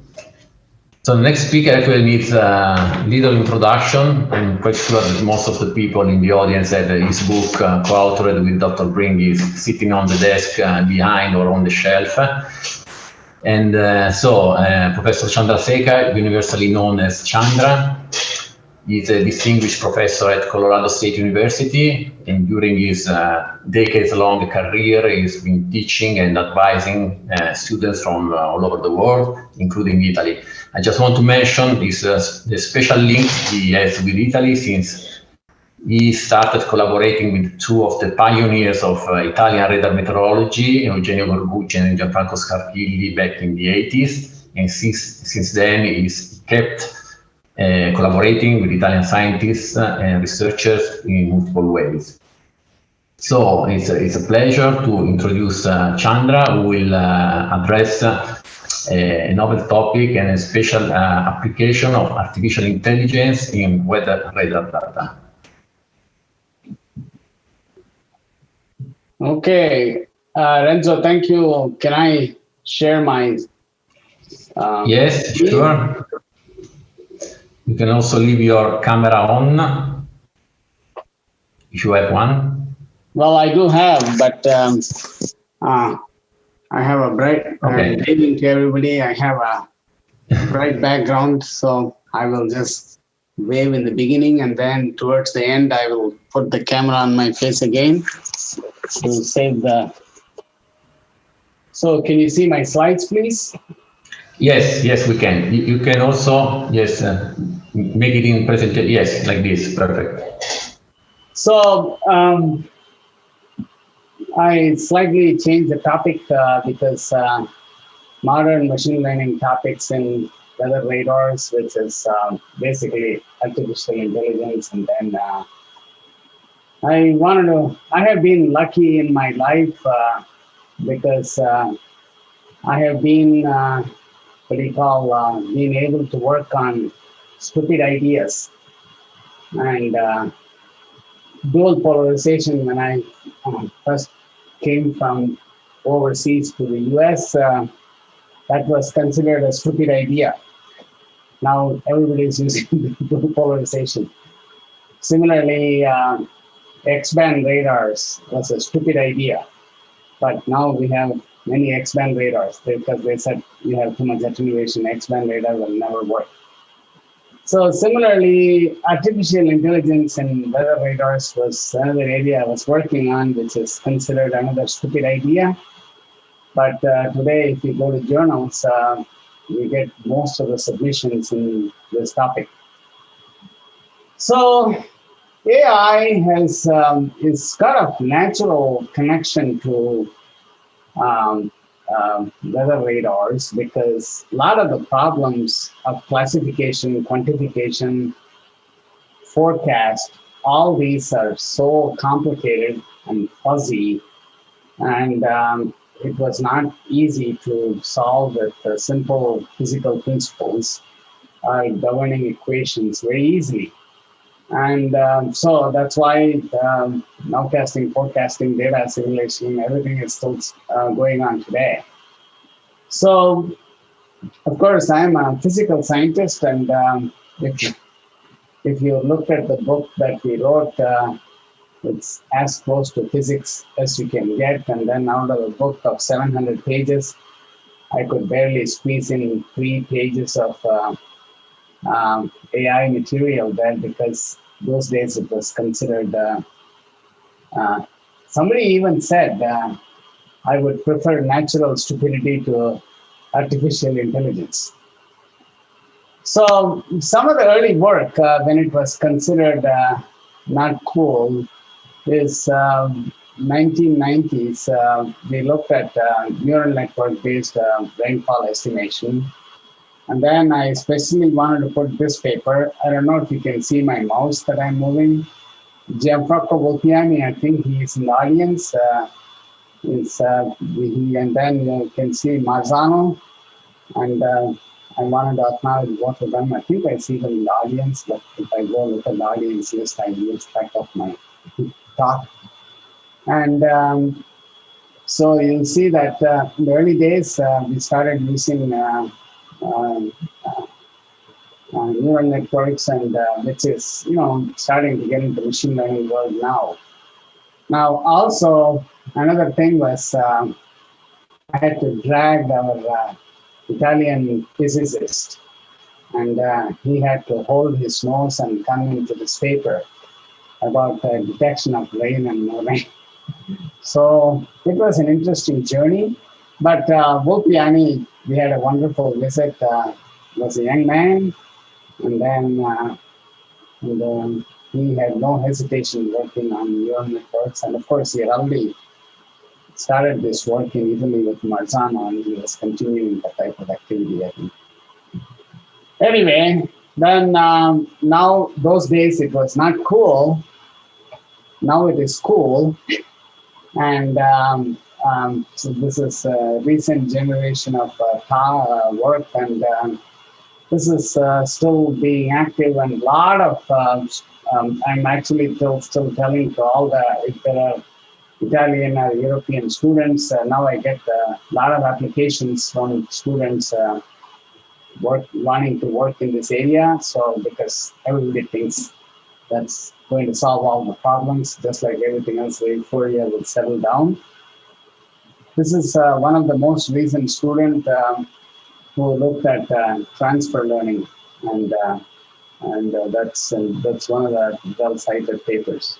It's just published.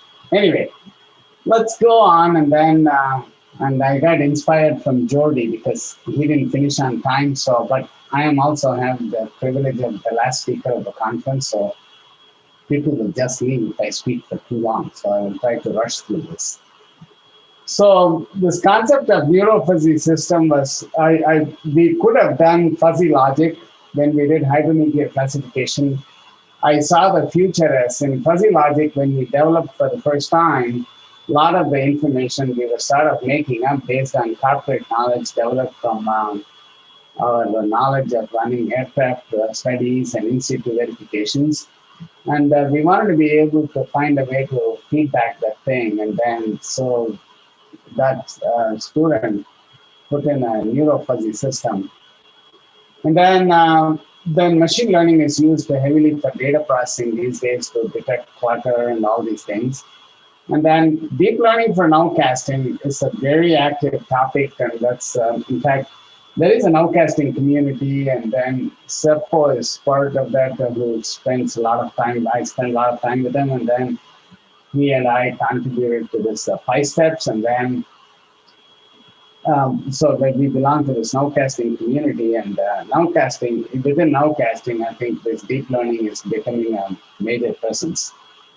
And then QPE is another area because people have been trying to measure rainfall since the year 2000 BC.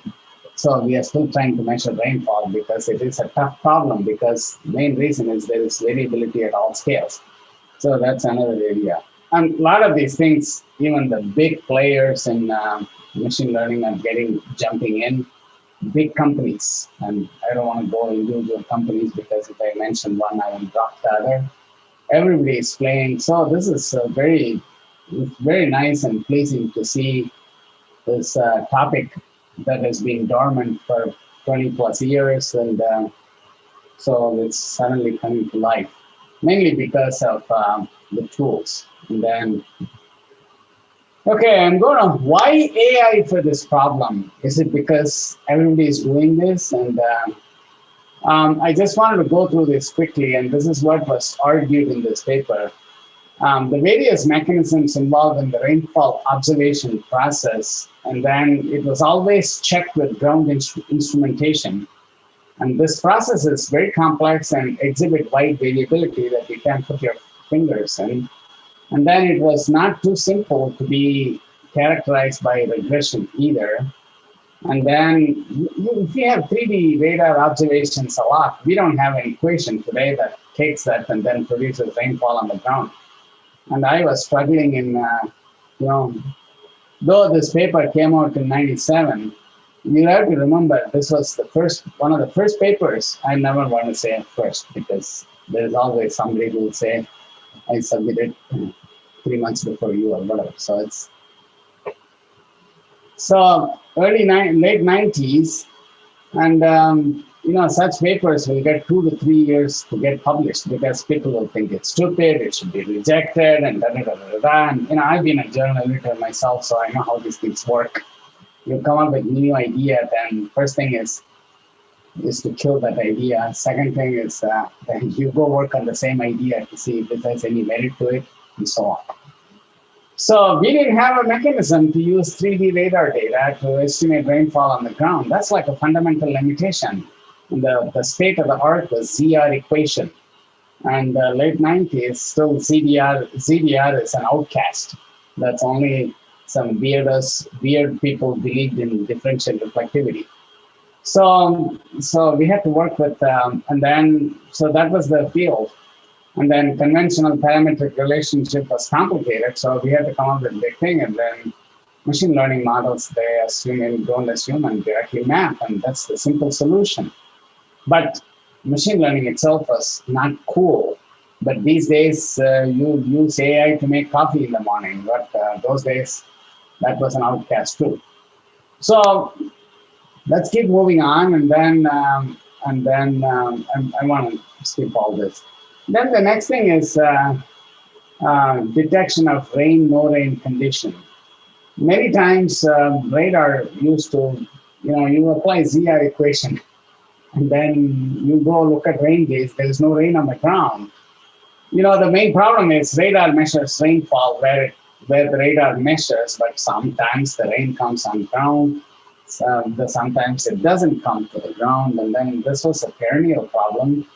And then to my Finnish friends, that I have 2 European countries where I have spent a lot of time, Finland and Italy, and Kohonen is from Aalto University, and so we started following that work, and then Kohonen network architecture is to look at this rain no rain condition that turned out to be very effective.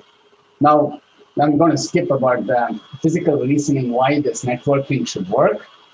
Today, if you do the same thing, physical reasoning to do how the neural network handles the problem, I'm going to look for chat. I don't know if anybody in the audience knows. That in itself is a separate field now.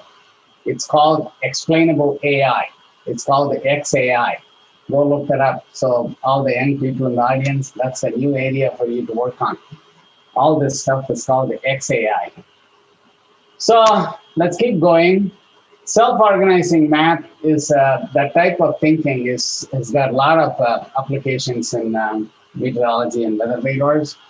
And it uses an unsupervised competitive approach. Unsupervised to semi-supervised transition with hydrometeor classification is one of the major areas that one of the conference organizers, Renzo Bechini, worked on. So this network itself, we can discover patterns, features, and correlations, and then can self-organize itself in the data. And during the learning process, the input vectors are presented sequentially, and so on. So vertical profile, I mean, you could do so many. The key thing with all this machine learning and artificial intelligence is you can throw the whole data to the problem and then say, go work, and then push button. And then that actually makes it a little inefficient, and then you may not get the best result. You need to spend more time on this, what I call as the XAI, or the explainable AI area. Of all the things, finally, we whittle down to vertical reflectivity profiles as the most important thing, because I said I have the Finnish connection. If you go to Finland, there are people who think vertical profile of reflectivity is the main thing and everything else is not important. And I see Anna-Kaisa in the audience, and she knows what I mean. And so you have to take the input from long-term people who have conceptual ideas in their head, and then we have to input it into AI, which then, like today, it's called XAI, explainable AI. There are big centers that are funded to pursue these things these days. this is, I think, of all the things I have done, this is the thing I am most proud of, which is adaptive neural network scheme for rainfall. Because every student who worked on this type of topics, they have gone on to work for big finance and big system companies, where they thought that this way of thinking was very useful. And they have nothing to do with radar meteorology, unfortunately. But they're making big money, many times the money that I make. But anyway, that's the job of a professor. Look at this, a paper that came in 2001, an adaptive neural network scheme. We know that because I was using data from Florida, which is like, not like Colorado. Today it's 100 degrees temperature, whereas just 6 weeks ago, it was snowing here, or 5 weeks ago. And so things change too fast here. So you need to keep up with the change in situation. Whereas I thought I would work in Florida where things don't change much. Even there, it kept changing. So we had trained a neural network to which is machine learning these days. And then you can go to deep learning, which is another thing now. I was going to explain about the difference between simple machine learning and deep learning, but then it's a whole lecture by itself. And this is the second time in my life I'm giving the last lecture for the conference, so I don't want to over-extend my invitation. And the thing is, we need to be able to, the network, to keep changing its training process adaptively with time. So then we found a way of tunneling inside and then getting into the code and then adjusting the machine learning code itself. And that came out, and then so adaptive network scheme enables to account for the variability of the general, this is subseasonal variability that happens in the radar rainfall mapping. So if you go subseasonal variability forecast is a widely accepted principles today in weather AI community. There is a small AI community forming in forecaster weather. So subseasonal variability is considered as a legitimate topic to work on AI. I am going to skip this also. Is somebody keeping track of time and tell me how much time is left? Renzo, tell me how much time is left? I think that 10 minutes? Yes. Yeah. Okay. 5 minutes. So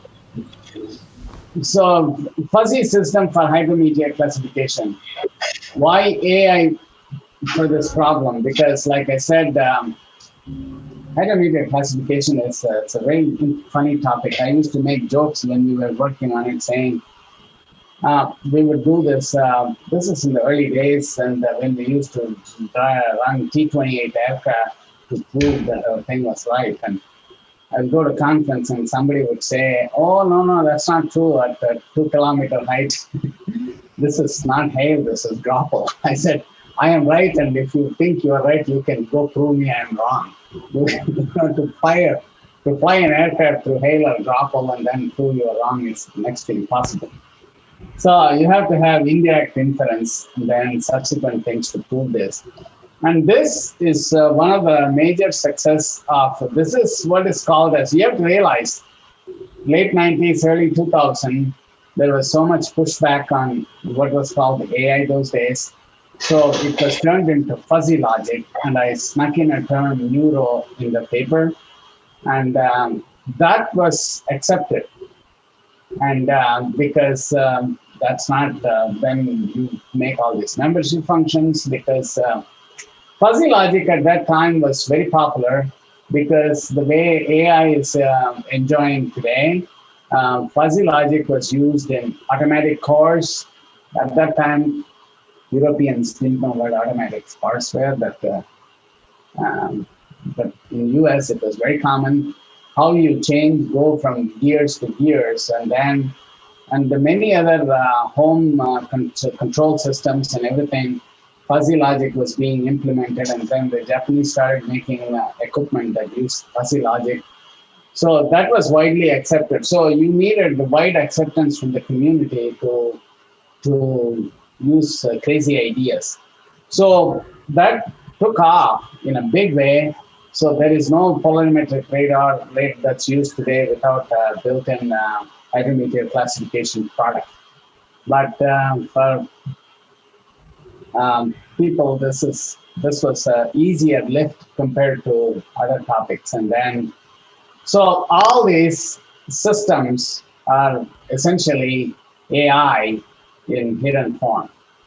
And so this diagram is, I think, from Renzo's paper, which is further how you improve. And then many of these, what I call it explainable AI, can be converted to AI systems. So here is, again, yeah, this is from Renzo's paper. And you can see how the semi-supervised system gets into the hydrometeor classifications on chill data. So now there is another topic that's, in US, in Europe, still in many countries, hail is a problem. And then I wanted to throw this random forest classification that is being combined with multiple hydrometeor classification. That's another AI, and that random forest classification is starting to get widely accepted for hail determination and then hail size determination. And a lot of people are starting to work on this because you see papers coming for review. So this is an area I think which will get some attention and somebody will figure out something cool. And so the part that's where everybody is pushing is finding hail. Hail is, because it's such a big economic problem, it'll get a solution working this way. So here's some, so we do have hail products in Dallas-Fort Worth, and we have current, what I call as traditional products. And then post Renzo's era at CSU, then we have other people. I think he's in the audience, Radhakrishnan. He's working on explainable AI techniques for doing hail products in Dallas-Fort Worth. So then I wanted to skip this topic because this is a very big topic. That is the data quality control. A lot of AI work is going on. It is so many that they may have their own conference. And deep learning for radar nowcasting, this is becoming a big topic and it's got a lot of future. And because nowcasting it all depends on what is nowcasting for you, is if you can explain it on scale. There are people in satellite doing nowcasting, radar people doing nowcasting, and we did nowcasting at sub 5-minute scales. People thought that was crazy at that time. We needed to do that for automatic scanning of radars to keep up with the storms moving. So with this nowcasting, deep learning has gotten into a big marriage. And then I'm going to keep going through this, and then I should credit this group from Hong Kong. And a lot of people were staying inside the closet, but this group, I think, pushed it and then tried to make it operational. Then once this group made that, then everybody in China started working on deep learning and nowcasting. This is one of the first papers that came from China. But you know, China has large economy, they have big funding, large number of people. Now, every other paper that comes from China is about, it's all related to this type of work, and then which is large workforce. So convolutional network, and then long short-term memory concept and recurrent neural network, all these things are combined together. And so these are all various systems, and because Europe nowcasting is very popular, so it's more popular than US. So I thought I would present this here. Let me skip this. I'm going to skip this also because. So this is some of the most recent work. So in Dallas-Fort Worth, we do real-time nowcasting. And we have a network in Dallas-Fort Worth of 6 X-band radars or 7 X-band radars, depending on So our workhorse until recently was DARTS. That DARTS was originally developed by Lusansky, and then subsequently it was improved and operationalized in many. No, actually it was operationalized before. Seppo Polkinen, he worked on that because he and I worked on nowcasting a lot, and then that's our reference, and that's operational nowcasting. This is, we make warnings, and then decisions are being made, roads are being closed. I mean, people do, this is not research to write papers that you do it on that one data set and then don't care if it doesn't work on other data sets, because that's another thing about it.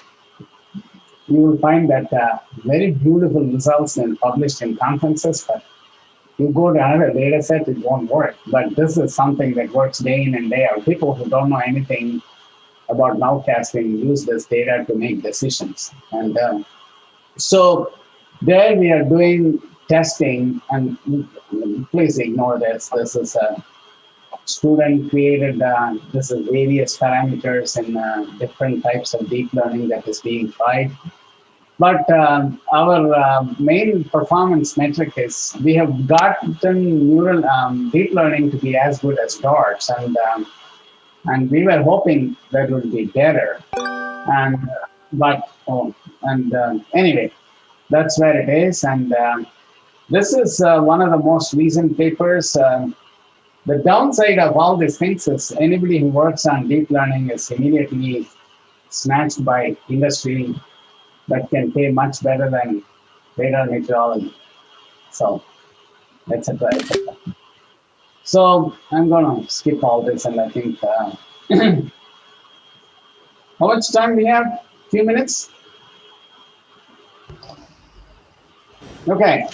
So here's a big example of a large amount of data set that was done over machine learning with rainfall estimation in Florida.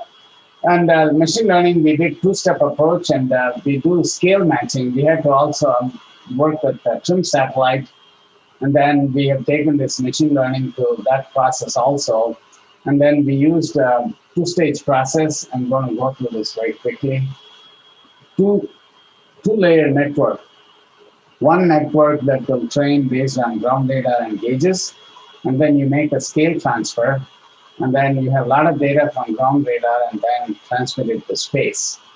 And then this question came, then what do you do if you have different climatic regions around the world, and then do you go around changing the satellite-based products to different climatic regimes? Or you can use one network that can self-correct itself. So those are all the questions that are being asked, and this is, you can see, this is some of the recent papers on this thing, and this paper was actually cited for something special by the editor at Geophysical Research Letters. Please, 2 minutes left. Sorry? Please, 2 minutes left. Okay. Minutes means this is where we go, because this is a broad topic, and it's the end of the day in Europe, and I don't want to bore people here. So I covered this topic, why AI in radar meteorology. It's a natural fit. There are people using AI in areas where it doesn't even matter, so we should be doing this. And we have given successful examples, and then precipitation estimation, nowcasting, forecasting, data processing. It's going to have impact in all areas. And then given the rapid development of artificial intelligence and deep learning, applications are being revived and they are seeing rapid action. And some of the early users should feel happy that I was actually thinking of Gianfranco when I was writing this bullet. Lupiani. Anyway, I want to acknowledge all the sponsors over time that helped develop this on the side. Then I also want to thank RADME, because I remember attending RADME in person in some of the earliest days when it was organized in Togar Data. And of course, everything I say here is all developed by our grad students, postdocs, and visitors who have worked with me on this problem, and my local colleagues in Italy. Molto grazie. Thank you. I am open for questions, and I will bring my camera onto my piece. Okay, thank you very much. Andrea, do you see any raised hands or questions? No, but I cannot see hands, but I have a question. I would like to know if you are planning to use other ancillary data in your machine learning approach, for example, satellite data or ground-based observations. That's very important because we have some other papers recently where we have used a combined estimation between satellite data and ground radar data. And it's satellite data, there's this, I don't know if you're aware of this thing called CMORPH. We are trying to get into that area to get into this data assimilation combination business. Yes, there's a lot of scope for this. There is scope for 100 PhD students in this problem. Okay. Thank you. Let me check if there are other questions. I have another quick one. All the professors here, like Alexis and Marzano, remember that if you ever support a student to do machine learning, as soon as they finish, they will be picked up by some other industry. They will not stay in radar meteorology. Remember that. That was actually the reverse of my question, actually, because artificial intelligence is so pervasive today of our lives, and big corporations have this great expertise. Last year there was a paper on Google blog about artificial intelligence in nowcasting. Do you think they will ever interact with universities, or they will move on their own, for example, on this application that can be actually... everybody is moving on their own. And I am aware of companies, and I talk to them, so I cannot discuss those things here. But you know, I've been around long enough, so there is always room for some university researcher to do something. It'll be very hard to run as fast as these companies, because once you think of the idea, they will have the whole problem computed in 1 month or less time, because that's their time scale. They don't operate at university time scales. In university, the unit of time is a semester. It's not a week. That's how students think. You give them some work, they will come in the end of the semester. I see Marzano, Alexis, and other university people. I am sure you know what I'm talking about. But look, universities have been around for 2,000 years, so we will keep doing ourselves and we will find something always. So, but it is a human resource is a problem. Everybody who didn't come from radar meteorology and then go back to their job or something, fresh student, they're all gone to different areas. And they're all gone. I mean, different parts, because there is such a demand for people power in this area, in regular industry. So if you say in your resume you worked on AI, you're gone. Okay, thank you. Unfortunately, there are companies calling me, asking about future students who will graduate in 1 year. That's how tough the situation is. So if you have students in Europe, Italy, and you want to come here, spend some time. Marzano, you sent Gianfranco like that. If you have new Gianfrancos to come here, send here. Please send them to our lab. We should continue this interaction. And Alexis, same thing.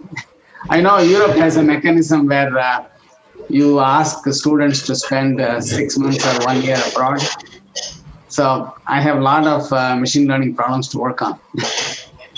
That's fine.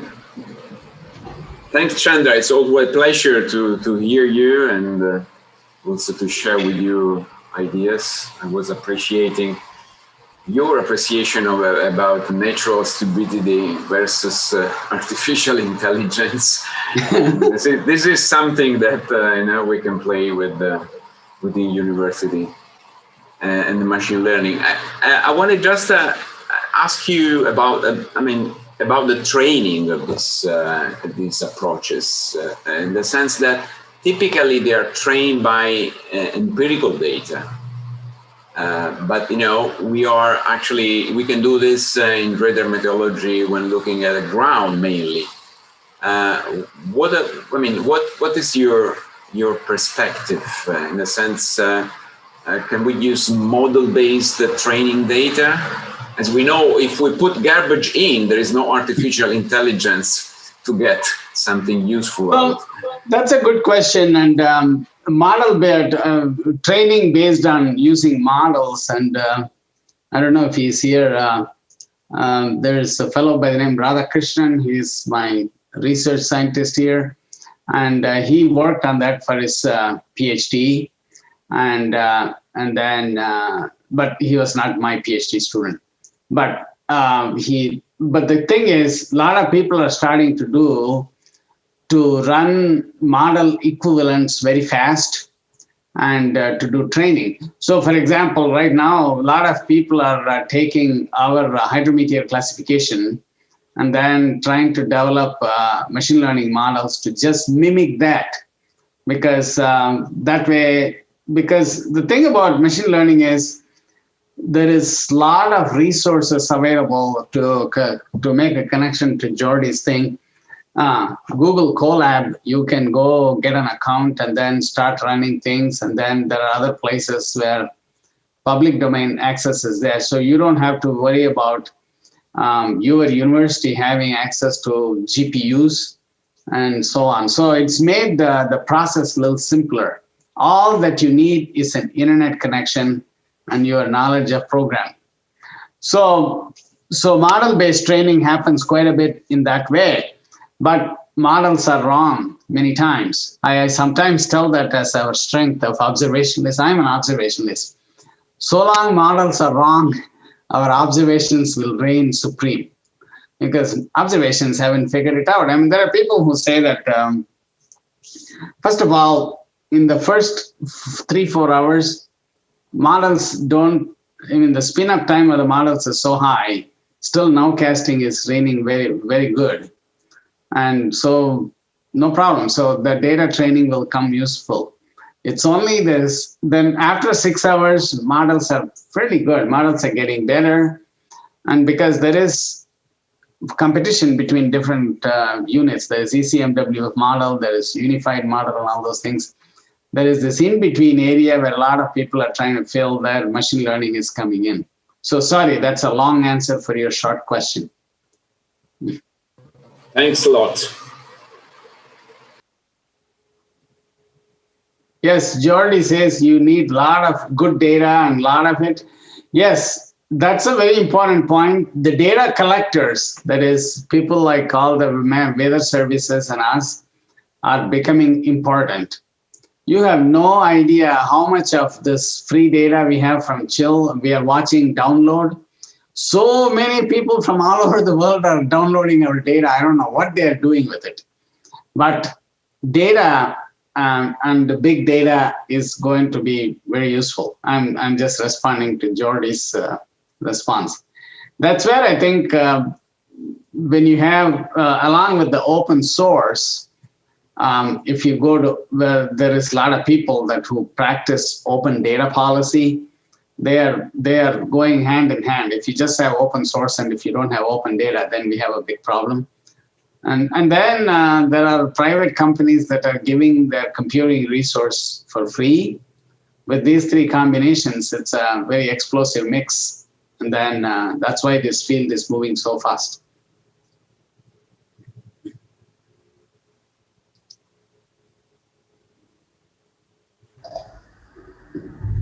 Okay, thank you.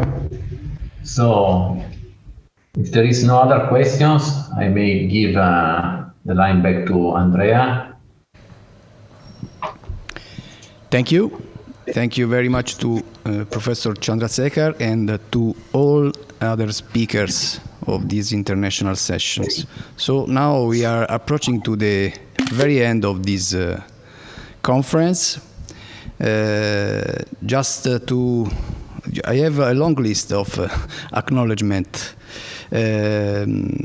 Just to move to the conclusions, I would like to thanks, first of all, Alberto Ortolani and Samantha Melani, who give me the opportunity to be chair of this conference, and all other on the LaMMA consortium that give me this possibility, but also all the organizing committee of the RadMet community. Then I have to thanks all the other people, in particular Valentina Grasso, who guided us in the organization of this conference, and also the professionality of Cesare Martignon, who is near us. Now, to have a sort of group photo of the conference, we will ask you to open your camera and smile. So, if possible, we will try to make a sort of group photo to share on the internet website. You are trying to open your cameras.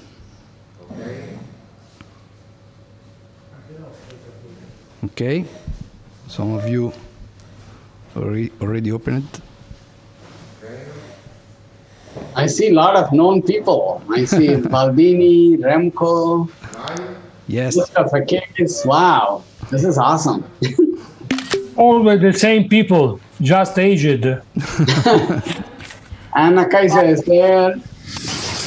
Oh, Cremonini. Wow. But RadMet is a very important conference. Oh, Pierpaolo. Hi. Hi, Chandra. Wow. Let me go to the next screen and wow. Next screen, people have not turned their camera on. We are exercising for Pyrad 2022. Oh, I see, Battaglia. Well, we hope to have a picture, at least with the people present on site, some of the audience, hopefully, on site. Oh, I see, Davide. Hi. Support. Wow.